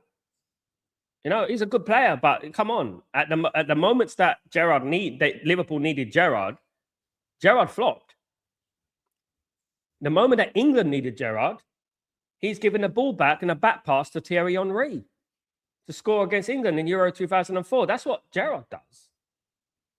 You know? So I don't want to hear it. I don't want to hear it. Like, you know, the thing is, the bottom line is, right, England are their own worst enemy. And that's what it is. And it will be the same in this tournament. I have no expectation of them. I want them to win. I'm English. Right? I want them to win. I'm born in England. They're my country. I love them. But they do it to themselves. It's like Radiohead. They do it to themselves. You know what I mean? It's just crazy. Scholes are about best pass of the three, yes. But when it comes to progression, I like Lampard when it comes to number 6. Gerrard, personal preference. That's it. It is Gerrard personal preference, but I go by the legends Pep Guardiola. Ask Pep Guardiola who's the best. Ask Pep Guardiola. There's an interview. He knows ball. He knows ball. Progressive. Scholes was better. Scholes was better than Lampard. He's statistically better than Lampard. Goals and assists. Lampard, and he didn't. And what I want to say before anyone says anything, oh, Lampard scored more. Take away his penalties. And Scholes didn't take free kicks either. Take away his penalties, take away his free kicks. See how good he is. Yeah? It's like Andy Cole, isn't it? Andy Cole never took penalties. But he's still up there as one of the greatest goal scorers in Premier League history. Factually. You know? No. Lampard became a footballer because his dad was a footballer. Again, it's what I'm talking about. But when it came to the nitty-gritty, when it came to having character, where was he? You know? And that's what I'm talking about. And Scholes outplayed him many times in the middle. And look, just ask Pep Guardiola. I like to listen to the legends like Zidane, Pep Guardiola. Goal for Belgium. Thank you, Gregory. Big goal for Belgium. 2-0 to Belgium. That's game done. That's game, set, and match. Trossard again, the Arsenal player. With the second goal, guys, that game is over. I knew that game would be over. I knew it. I knew Belgium would win that. 2-0 to Belgium. Thank you, Greg. 2-0 to Belgium. Haven't showed it yet on here. I will see it. It's Trossard again with the second goal. You see, Scholes. People like Scholes, right? And Alex Ferguson taught them this. Scholes and all that are very humble.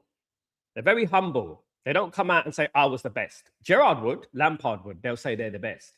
Scholes, Cole, Beckham, all these players there will never come out and say, I was the best, even though they won more than all of them. They will never come out and say, I was the best midfielder in the world. They'll say, no, he was the best. That's what humble people do, right? That's what they do. That's how humble people are. You know, I'm humble. I would never call myself the best of anything, you know? And the thing is that that's the difference. Of course. But the bottom line is this. No matter what you pick in that England team, no matter what, You can't play. Yeah, I'm looking at the goal here. Cross. Good finish from Trossard inside the box. Yeah, that's game over for them. Whatever you prefer, I'm going to tell you like this, guys. The missing piece of England's puzzle was Carrick. No matter what anyone says, he shrank, Gregory, exactly. So did Lamps. So did Lampard. You know?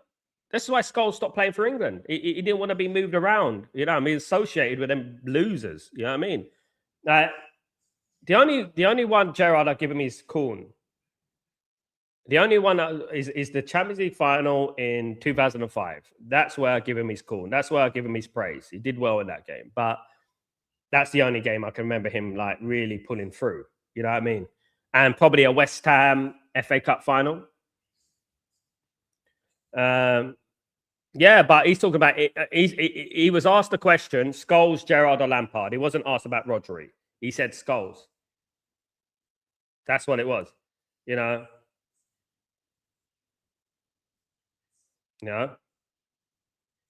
He said Scholes. That's Gerrard. That is Pep Guardiola's view. Thierry Henry. You know it, Arsenal fans. What did Thierry Henry say? When Thierry Henry was asked, which player would you like to play with in the Premier League that you didn't play with in football? He was asked that question. Paul Scholes. So underrated, Paul Scholes. Paul Scholes, honestly, I'll be honest, guys, I'm not arrogant because I've seen a lot of football, right, in my life. Paul Scholes, better than all of those players you met. Apart from Zidane, chance, header, Paul Scholes was better than them. Zidane was the best player, in my opinion, of all time. Zidane, the reason Zidane was the best player in all time, in my opinion, because he can control a game absolutely on his own. He's majestic. It wasn't just stat padding and that. Zidane was majestic. Zidane is the best of I've ever seen in my life, right? And I'm a Man United fan. I've seen some good players. There's many players I've seen in my life that have been fantastic players. There's Seedorf, Pirlo. All these players were fantastic players. But in regards to the English, I'm talking about, yeah, everyone would say Paul Scholes, who has a football brain. You know, only biased people say Gerrard and Lampard. Right, that's it. You know, Pep, Zidane, Xavi, Iniesta, all said Scholes. And this is England's problem. It's not just a problem. And it's not, I would say that even if he played for anyone else, this is an English problem. We don't recognize our best players. It's like what we're talking about now.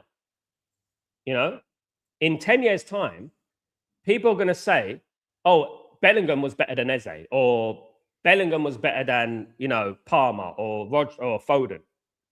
But was he? You know? Was Sheringham better than Andy Cole? You know, ask yourself that question. Do you know what I mean? No. You know, and that's what we're saying. But the bottom line is this.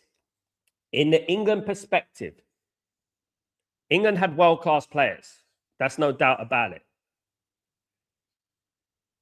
You know? That's no doubt about it. But they needed to play the right team. Not to play all the best players in one team, right? Man United once had Solskjaer, Cole, Sheringham, and York. They couldn't play them all in the same team, could they? They had to play 2, not 4. You don't fit players into the team. You either play Gerrard, Scholes, Lampard, you know, Gerrard, Scholes, or Lampard. But they have to be behind Michael Carrick, you know. Like I said, the best pass of the 3, arguably the best player issue. My take is that there are other metrics to consider as well. It was the best, mate. I'm sorry, Hassan. It was the best. Metrics, everything about metrics, everything was better. Going forward, scoring goals, assisting, everything was better. He was England's best at the 3. Do I think he's the best of all time? No. There's players out there, Zidane, Pirlo, who can argue that point. But in the English, out of those 3 metrics, he's better. He's better than Lampard. That's why whenever England, Man United played Chelsea, we have the better of them. We beat Chelsea many times. We beat them in the Champions League final with Scholes. You know? We beat them in the Champions League quarterfinal with Scholes. Lampard was nowhere to be seen. You know? That's what I'm talking about. And that's what I mean. Look, as whatever you say, Like, I think Gerrard is a good player, but like I said, Scholes was a better player. And I watched all of them, every one of their games, Hassan, every one of their games, not only from afar, at the stadium, right? And I know what they are.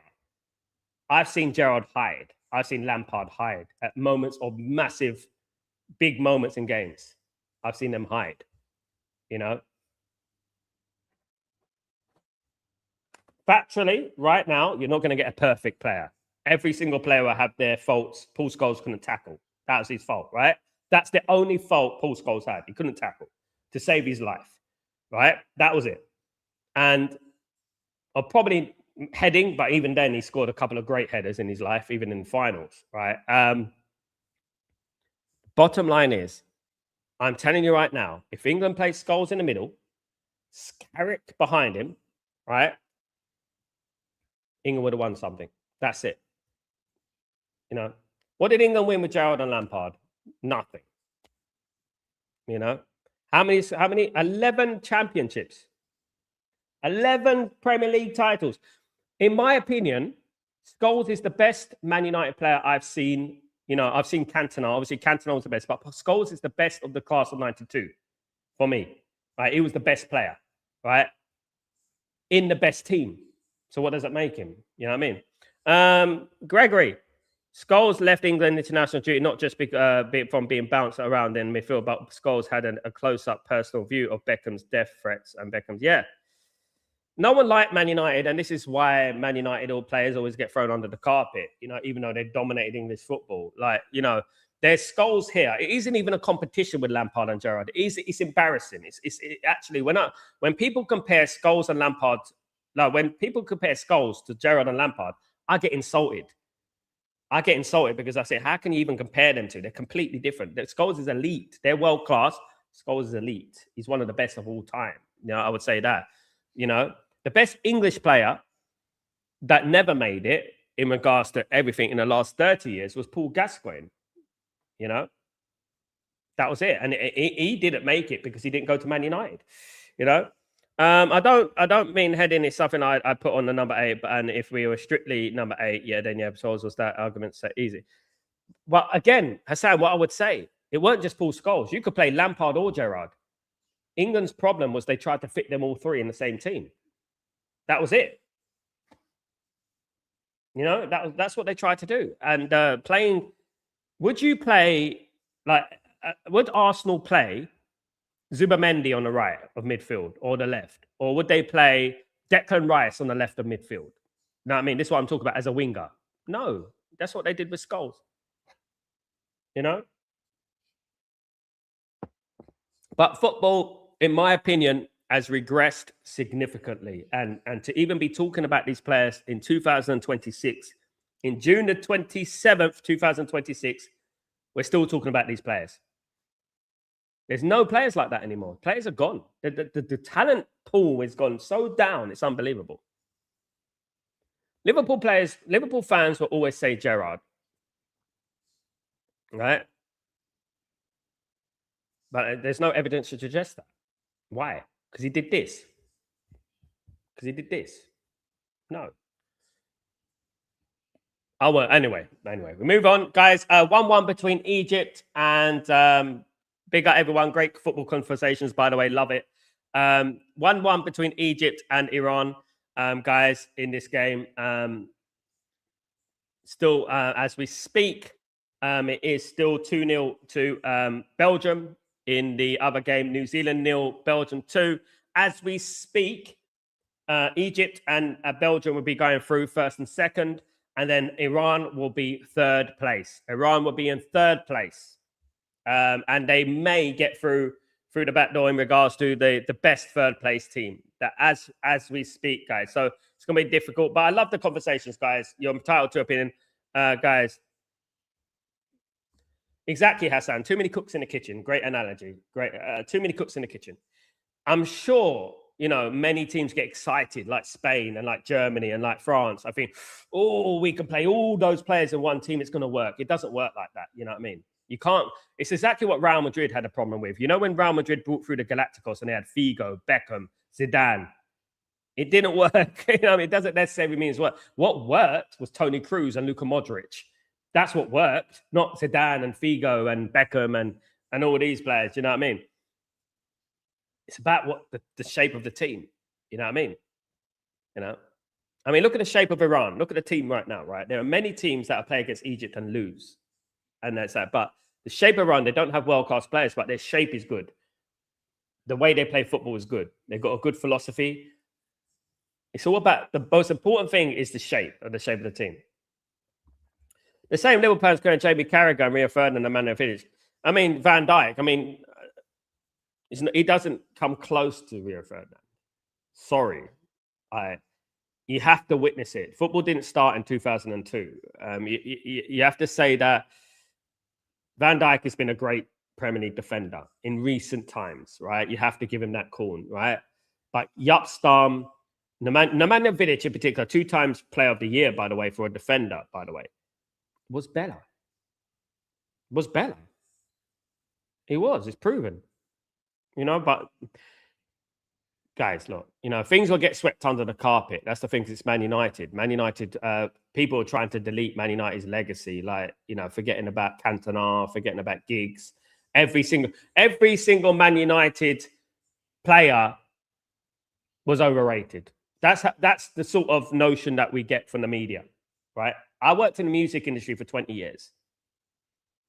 The least supported team in the music in media, because I worked with music. I used to negotiate with Sky Sports and things like that in regards to music and things like that, right? The most potent fans are Arsenal and Liverpool fans. Tottenham, Man United are the least.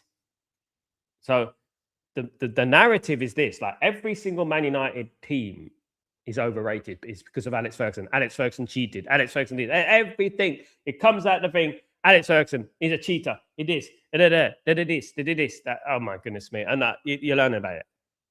I can come on here and say to everyone else, right?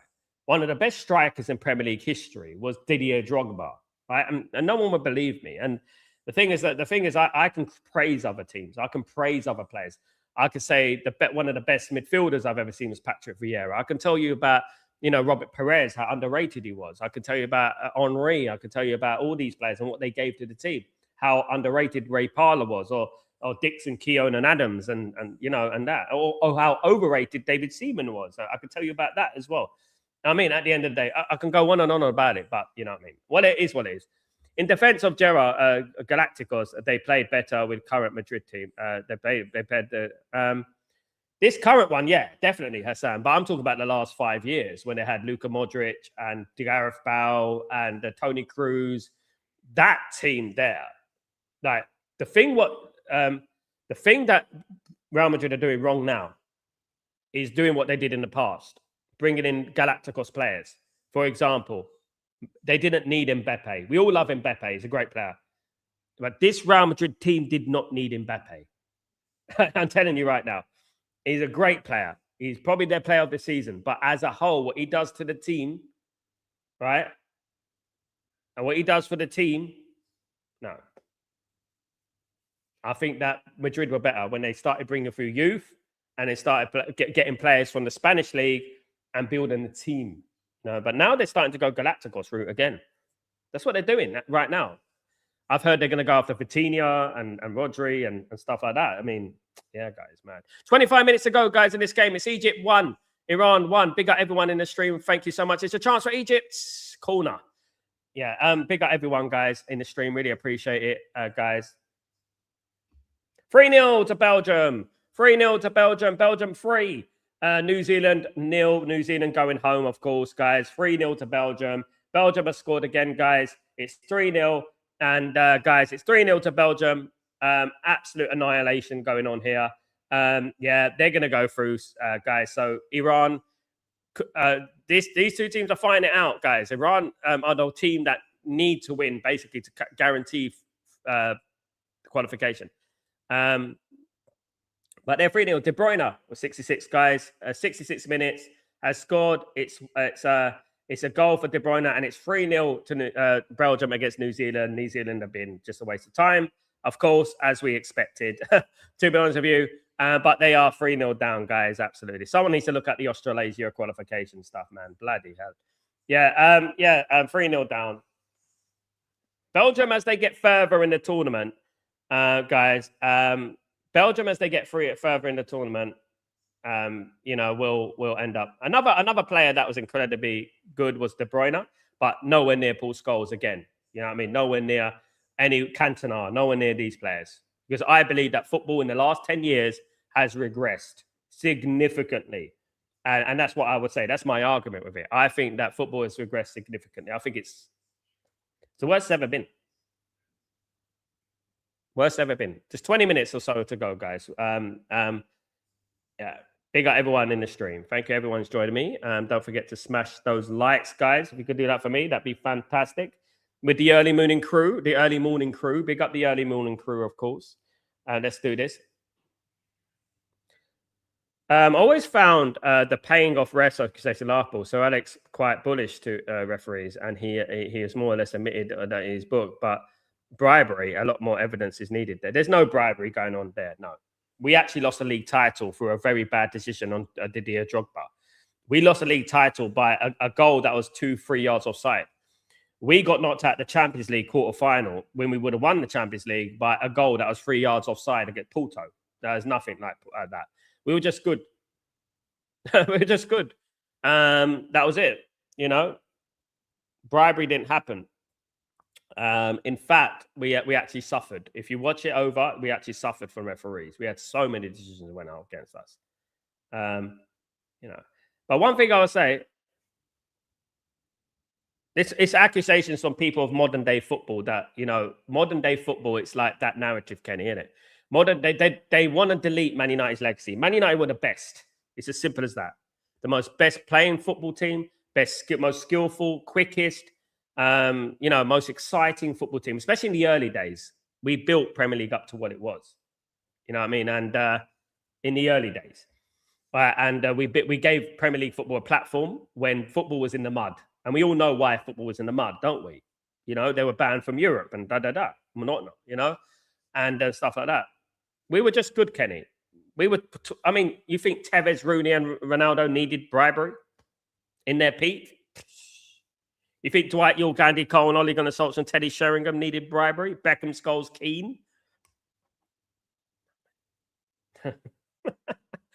In fact, we had decisions. I can go through all of them that went against us. Yes, nothing is perfect in life, of course. But at the end of the day, we lost the title through a decision on Didier Drogba. That was like 5 years. I was at the game. I was behind. I was in the Stretford end, right? I saw Drogba score, and I was behind Drogba, and I could see it was offside. And he was offside, right? And we lost the league by a point.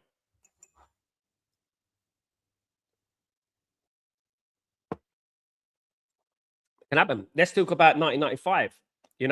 Let's talk about 1995 with the penalties and this and that. What helped contributed to Blackburn winning the league? Everyone wanted Blackburn to win the league. Everyone wanted Blackburn to win the league. But the decisions during the last few games of that season, you see.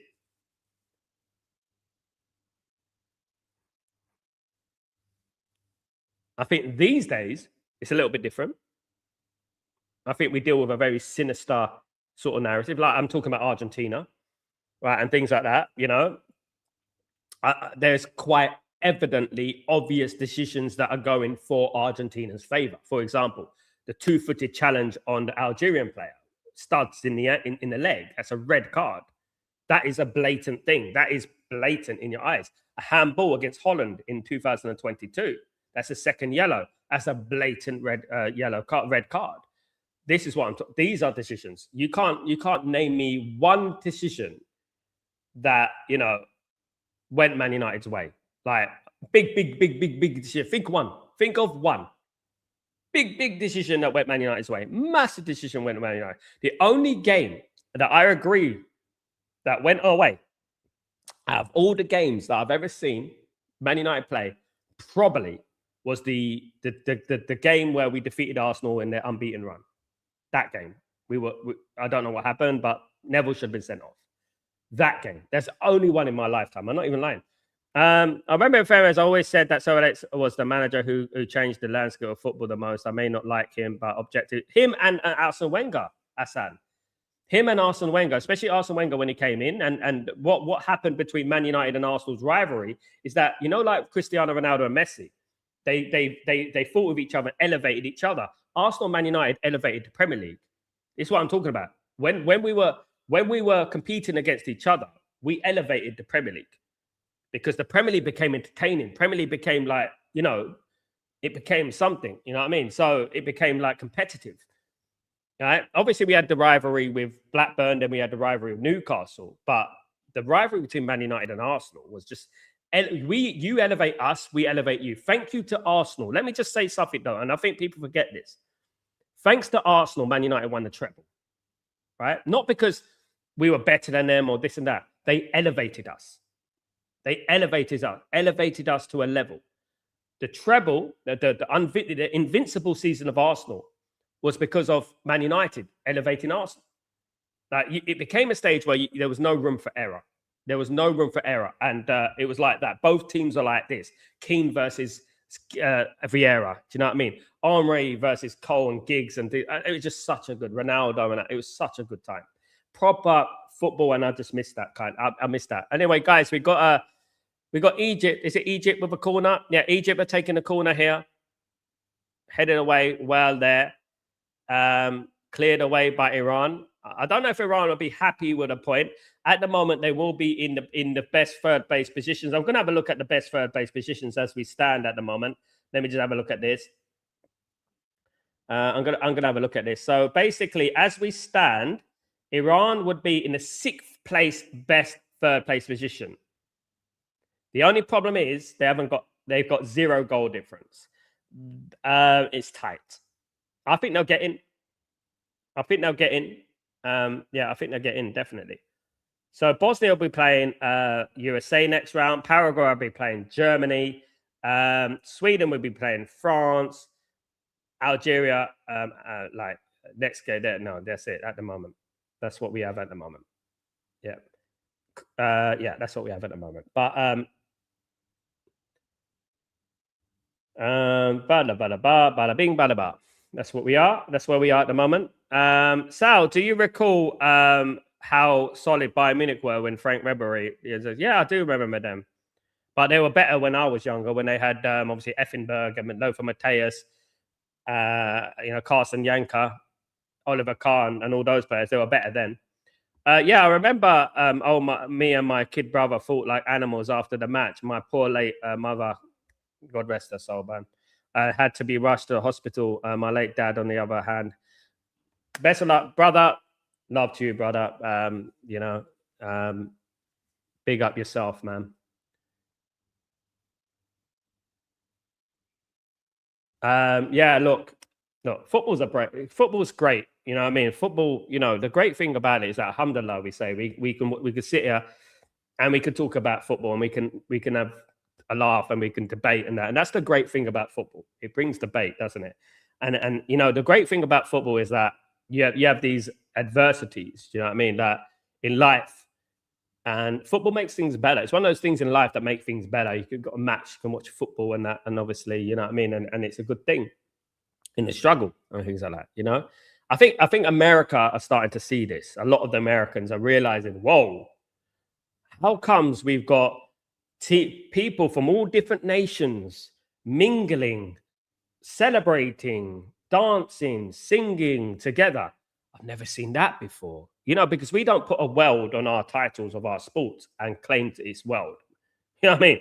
It is world. It literally is world, not 2 teams. You know what I mean? 2 countries. You know what I mean? It is literally world. And this is the great thing. And this is the great thing about football. And I'm glad a lot of Americans now, even my brother who lives in New York, he's saying that a lot of Americans now are getting into it and realizing why football is the best sport in the world, because it is, and this is why we talk about it, every single day. I speak about it a lot. I think football eventually it's going to be studied in universities. That I think it's going to be like they're going to have like college degrees on football and stuff like that. I really do think so. History of football and things like that. I think it teaches you a lot. Like someone told me, like, Sal, why are you so good at geography? I'm really good at geography. I know every single capital of every single country, right? But more or less. And people tell me, Sal, why are you good at geography? And I said, because I watch football. You know what I mean? I say I watch football a lot. I watch the Champions League a lot. At the end of the day, I can tell you where Honved is. You know what I mean? I can, at the end of the day, I can tell you where most places in Europe are, most places in the world are because of football. Because I play football. Whether it's football games, whether it's playing football, watching football, it was all like that. We got 15 minutes to go, guys. Less than 15 minutes to go. Iran are here on the attack. Chance. Punched out. It's back here with Iran. Iran looking to get the winner here. Chance again. Shot. Well, they're pressing here, Iran. They're pressing here. It's all good, brother. My parents left this world when they were supposed to, and I got to spend my childhood with them. These kids who don't have that, alhamdulillah, how could I complain? Alhamdulillah, brother, alhamdulillah. And inshallah, they're in a much nicer paradise, or inshallah, you know what I mean? And this world is just a game. It's a stepping stone, as I say. You know what I mean? This is just like a test. That's it. And we appreciate all the good things in life. We appreciate all the good things in life. We appreciate all the moments we have in life and the beautiful things that we have in life that we're so privileged and thankful to have, like football, like sitting here talking to Hassan about football. Some of us don't even have an opportunity to have internet and stuff, and we could sit here and we could talk about football. And that's why I always have this appreciation about life like that. I always have this viewpoint on life like that. Do you know what I mean? That's what I have, So there you go. Egypt with a cross. Corner. No, it's a throw in to Egypt. Throw into Egypt. Inshallah, bro. It's a throw into Egypt.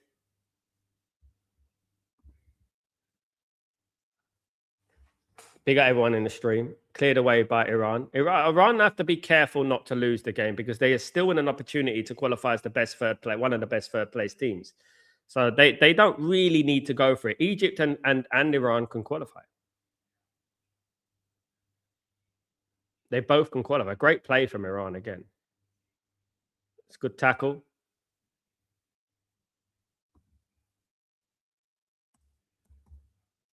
Big everyone in the stream, guys. I will be here for Breaking Dawn in about an hour about Man United news and stuff like that, guys. We will be going through Man United news and everything like that. Join me for that, guys. It'd be fantastic. Guys.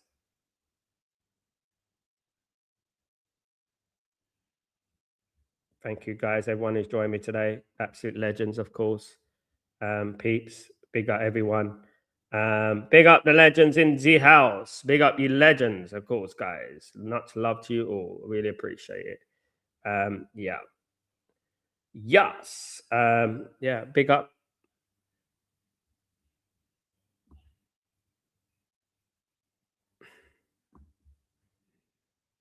Iran is looking a lot more resistant than I gave them credit for. I mean, I'm surprised, Hassan. I'll be totally honest with you. I mean, I've always seen Iran as a good football team. Obviously, especially during the 90s, they defeated the USA. You remember in France, the Stade Roland. I remember it, and they've always been a good football team, But they have really shocked me, to be honest with you. And this proves to you about team ethic and teamwork, working as a team, believing that playing through adversity. Here they come again.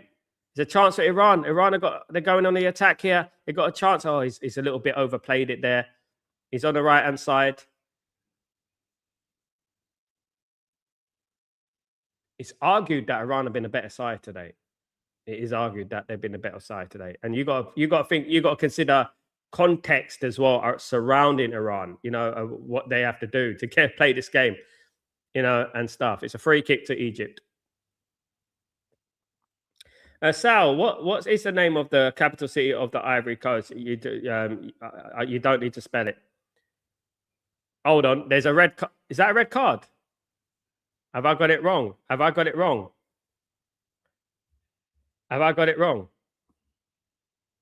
No, it's not. It's a free kick. Sorry, guys. Sorry. The capital of Ivory Coast, I think it's Abidjan, if I'm not wrong. Sorry. I think it is Abidjan. Is it Abidjan? Am I right? Am I right? Am I right? Am I right? Am I right? Am I right? Am I right? Am I wrong? Am I wrong? Am I right? You can't beat me with geography, mate. Absolutely not. Yamoussoukro. Is it? It's Abidjan, isn't it? Let me have a look. It might be. But I thought it was Abidjan. It used to be. No, it used to be Abidjan. Yeah, it used to be Abidjan. It was used to be Abidjan, but now it is Yamoussoukro. Yeah, but there you go, guys. I know a cat. I mean, I bet you didn't know where I mean, you got Google in front of you. Bet you didn't know where Abidjan was, mate. Absolutely. There you go. Yeah, there you go. You can throw them all at me as you want, but Abidjan used to be the capital. So there you go. So I ain't wrong. Still 1-1. Yeah.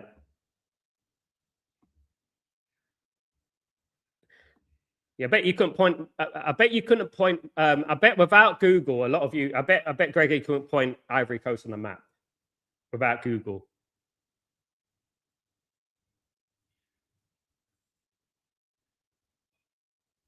Big up, big up.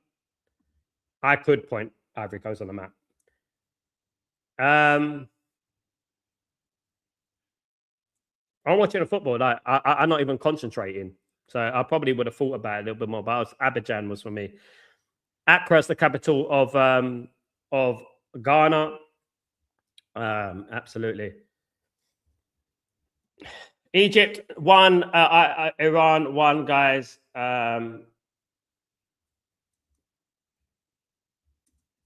Egypt 1, Ghana 1, guys. Not Ghana. Egypt 1, Iran 1.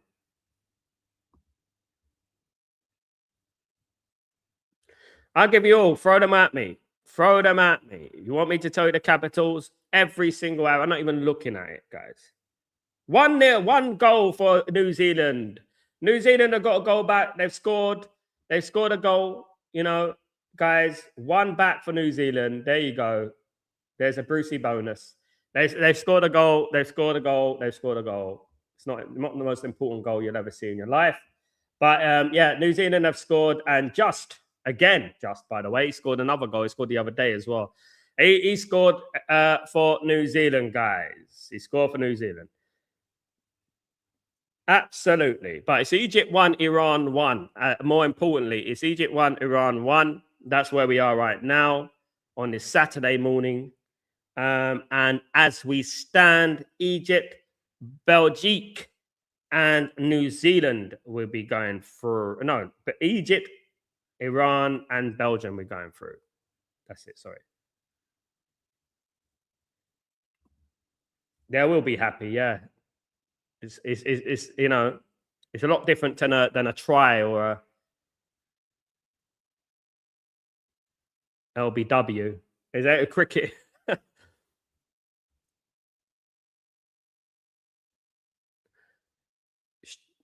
Oh, chance for Egypt. Well headed away. Forgot Ivory Coast. I'd have problems with countries in my continent, Asia. If he bought me a map right now, I've been to Africa. I've been to Asia. I've been around the block, mate. You know what I mean? I'm lucky. Alhamdulillah. You know what I mean? I'm lucky. So yeah, I know majority of them. I generally know a lot of cities, like even if it's wrong capital city, you know. I'll tell you a story about Lukaku. Let me tell you a story about Lukaku, guys, right? I went to a game, Man United against Crystal Palace 2018. I was sitting in a different place. I was sitting next to the bench, right? Right next to, I was actually sitting next to Juan Mata and Paul Pogba. I was literally there next to me, right? And I go, right, guys, they're like, you're right, mate. And basically, it was Crystal Palace against Man United. The game finished 0-0, right? 2018, look it up, right? Big up 4-1. Lukaku again. Lukaku again has scored again. They're still scoring goals. They're getting absolutely annihilated here. New Zealand. What's going on? Lukaku. Romelu Lukaku. Yeah, so I was going to finish my story before I was rudely erupted by Lukaku. So basically, there was a ball for Lukaku. Lukaku chested it down, right? He chested the ball down, but it rolled down his stomach and it bounced off his knee and he lost possession. Jose Mourinho at that time turned around and he said, "You see what I mean? Oh my! That's what he said to the other players on the bench. You see what I mean? That's what he said in front of me. Basically, he's basically dissing his own player. He was dissing his own player. You see what I mean? And he scored a big up. Big up, Ephraim. Good morning. I lived in East Africa for a year, but that was limited to Mauritius. I mean, lovely Mauritius. My goodness me. Beautiful countries there, mate. Love to go to Mauritius one day. I want to go to the Maldives. I'm not far from the Maldives. I want to go there. There's a couple of places because I live in the UAE. There's a couple of places I could go. Definitely that I would like to go. 100%. Yeah. There's a couple of places. Jose was a wind-up, but an amazing manager. He was a wind-up, mate. It was. If you ever sat on next to the bench and you saw Jose Mourinho at his, at Man United, right? Some of the things he used to say were hilarious, man. He would go up to players, he'll go up to a player and he'll go, "How are your knees? Can you get on the pitch? Is your knees okay?" That's how Jose Mourinho used to be. He used to be like that, and it'd be hilarious, man. Players will come off the pitch, he'll say, "Thanks for nothing." Yeah, thanks for nothing.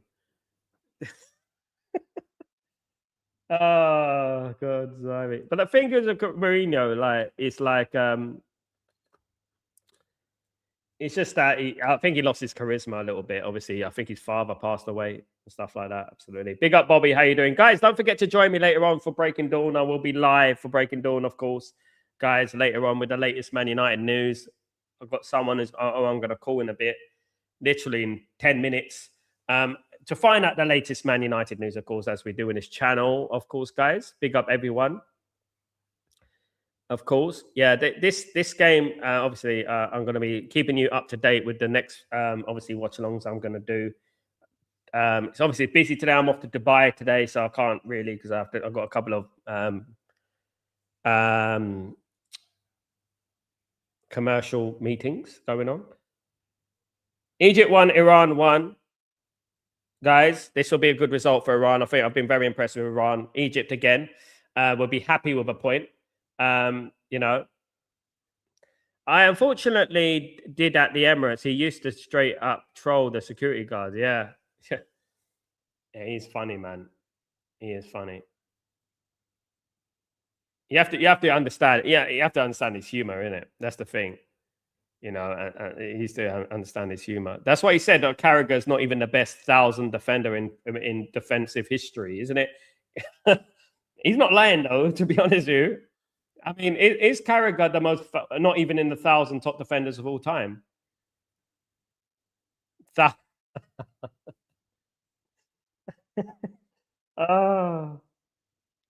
He might have a point.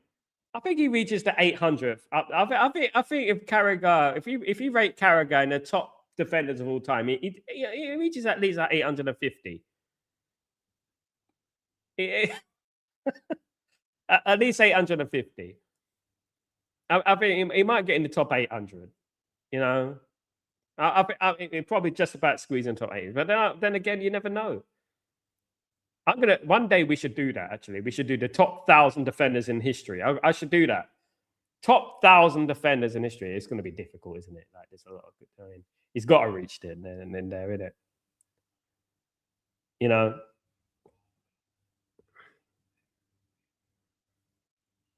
Lots not to know, Gregory, and you'll see on Breaking Dawn. He's not wrong. Absolutely.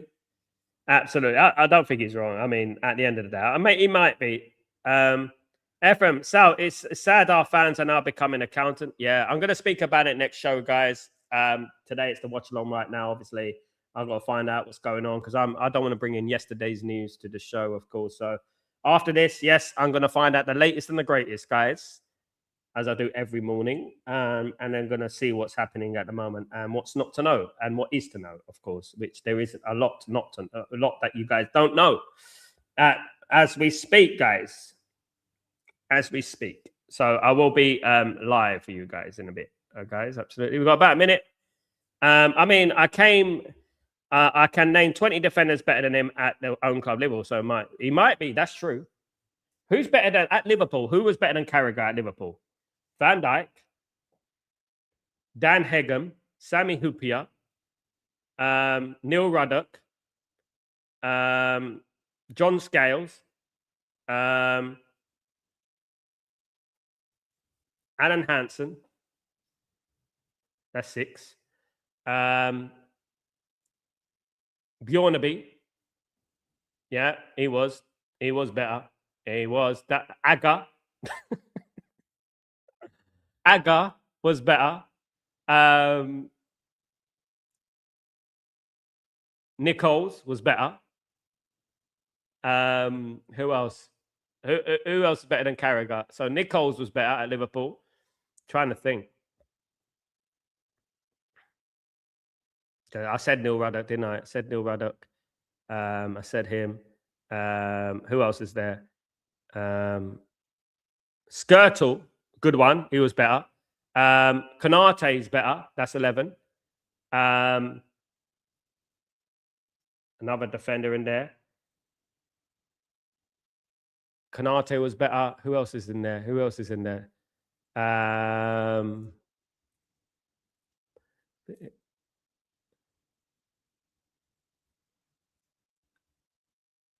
Who else? Who's Robbo? Robbo who?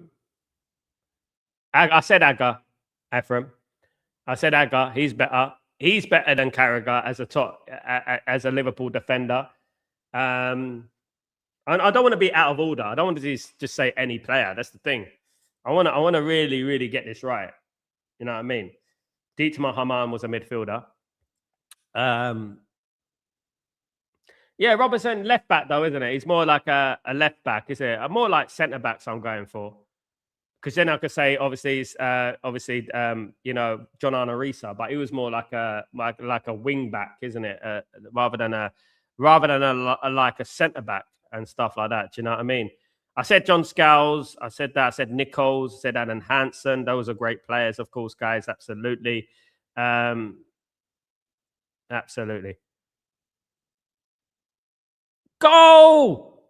Goal for Iran. Iran have scored. I cannot believe it. Iran has scored. They've won it in the death, guys. Iran have scored. Egypt may be going home. Iran have scored. I can't believe it. They've scored, guys. Iran, it's 5-1 to Belgium, by the way, but it's Iran who has scored, guys. Iran have scored. They're winning the game by 2-1. Can you believe it? Can you believe it? As we stand right now, it would be Iran on 5 points. It would be Belgium on 5 points, but Egypt would still go through on 4 points. They could still go through on 4 points. They are on 4 points. But Iran are going through as we speak on 2nd place, guys. 2nd place. They're going to be going through to the next round. There you go. So at the moment, as we speak, Belgium will be on 5 points. Iran will be on 5 points. Egypt will be on 4 points. Iran have scored. They're winning the game. There you go, guys. There you go. 2-1 to Iran. Don't underestimate Asian football, guys. Hold that, Salah. There you go. Wow, Iran are winning. Hold that. Don't underestimate Asian football, guys. See what I mean? Know what I mean? Was he offside? I think he's on. I think he's on. I think the guy in the middle plays him on. I think he's on. There you go, Hassan. Is he on? He's on. Twice he's on. Because both the players and the goalkeeper's ahead of play as well. The goalkeeper's ahead of play. The goalkeeper's ahead of play. So Iran are winning.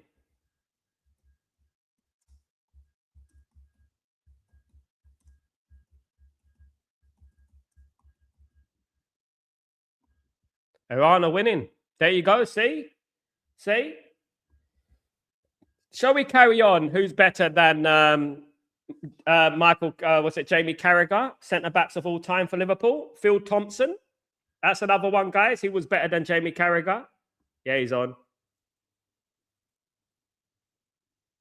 Phil Thompson was better than Jamie Carragher. I can't believe this. Iran are beating Egypt here, guys. Absolutely amazing. Full-time, New Zealand 1, Belgium 5.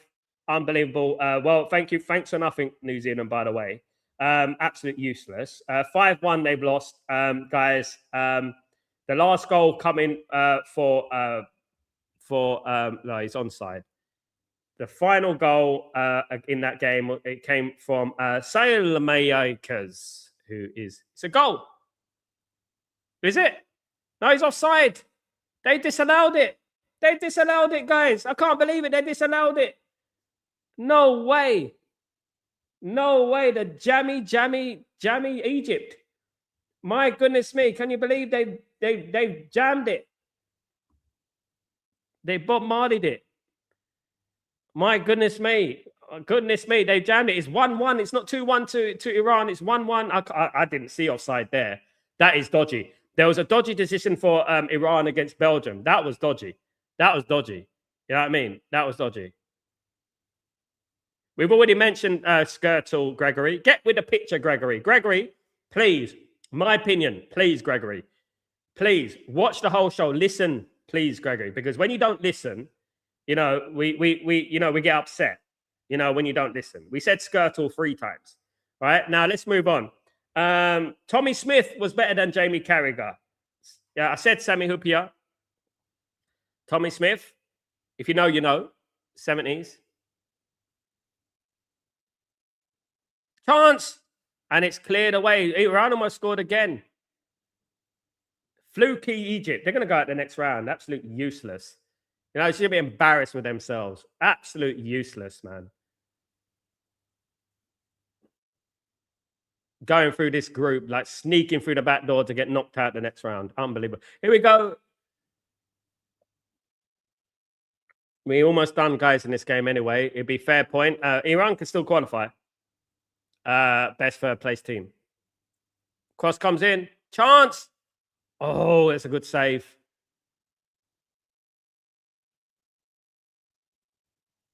It's a good save. You know what? They'd be happy to take a point here. Oh, it's off the bar. Phil Neal was a better defender than Jamie Carragher as well. Remember Phil Neal? After crossbar. I'm disgusted with these fucking decisions, man. It's ruining the game. This was not offside. That was not offside. It was not offside. They manipulated that. They manipulated that. It was not like that. That's been manipulated. That's been manipulated. That was not. They manipulated it. Absolute frauds. Absolute frauds. Absolute frauds, guys. That was fraud if you ever seen it. This is what happens in football sometimes, unfortunately, guys. We're still going on in this game, guys. Yeah, I said his name, Mark Wright. He was better, yeah. I said John Scowls. I said Phil Neal. I said Sammy Hupia, Phil Thompson, Tommy Smith, whoever you want to bring in, Jamie Carragher, Van Dijk. You know, lots of them. There's lots of them, to be honest with you. Like when I was growing up, obviously you had like Phil Babb. Yeah, Phil Babb, sticking in your Bjornaby, you know, you had those kind of defenders there. You know, Mark Wright was one of them as well. You know what I mean? Glenn Hyson. Who remembers Glenn Hyson? Can anyone remember Glenn Hyson? He was better than Jamie Carragher as well. So we're really going in on the Jamie Carragher.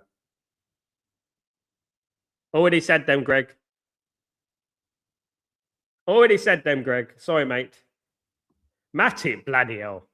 That's a blast from the past, Hassan. He wasn't bad before he went to Liverpool. He was a German international. Full-time, guys. It's finished. Egypt won. Iran won.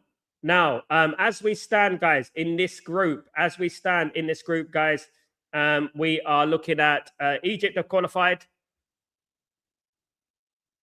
Egypt have qualified. So basically, Egypt got jammed out of that one. That was dodgy, to say the least. I'll be honest. Belgium, 5 points. Egypt, 5 points. Iran, 3 points. As we stand, just to give you an idea of what's going on, guys, we are on like the 3rd place. So basically, Iran are 6th place in the best 3rd place teams as we stand. You know, they're not out yet. They're not out yet. They're not out yet. But Egypt, you were lucky, mate. You were lucky. You were lucky.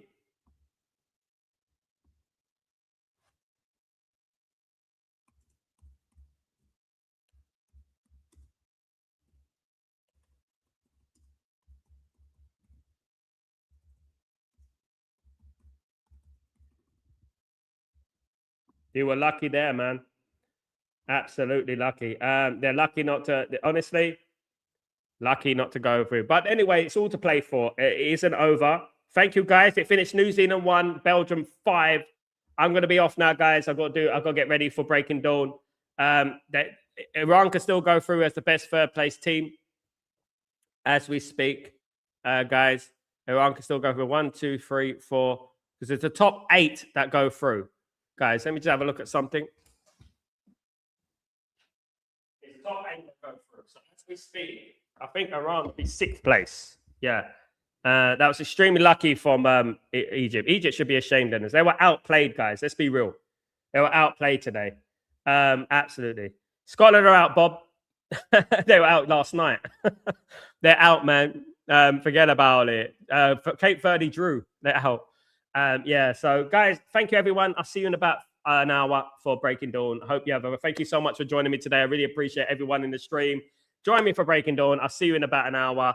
And have a great breakfast, wherever you are, or evening, wherever you are in the world, guys. Thank you so much for joining me today. I really appreciate everyone in the stream, guys. Great game, 1-1. Enjoyed it, to be honest with you. Absolutely. I'll see you in a bit, guys. Take it easy. Peace.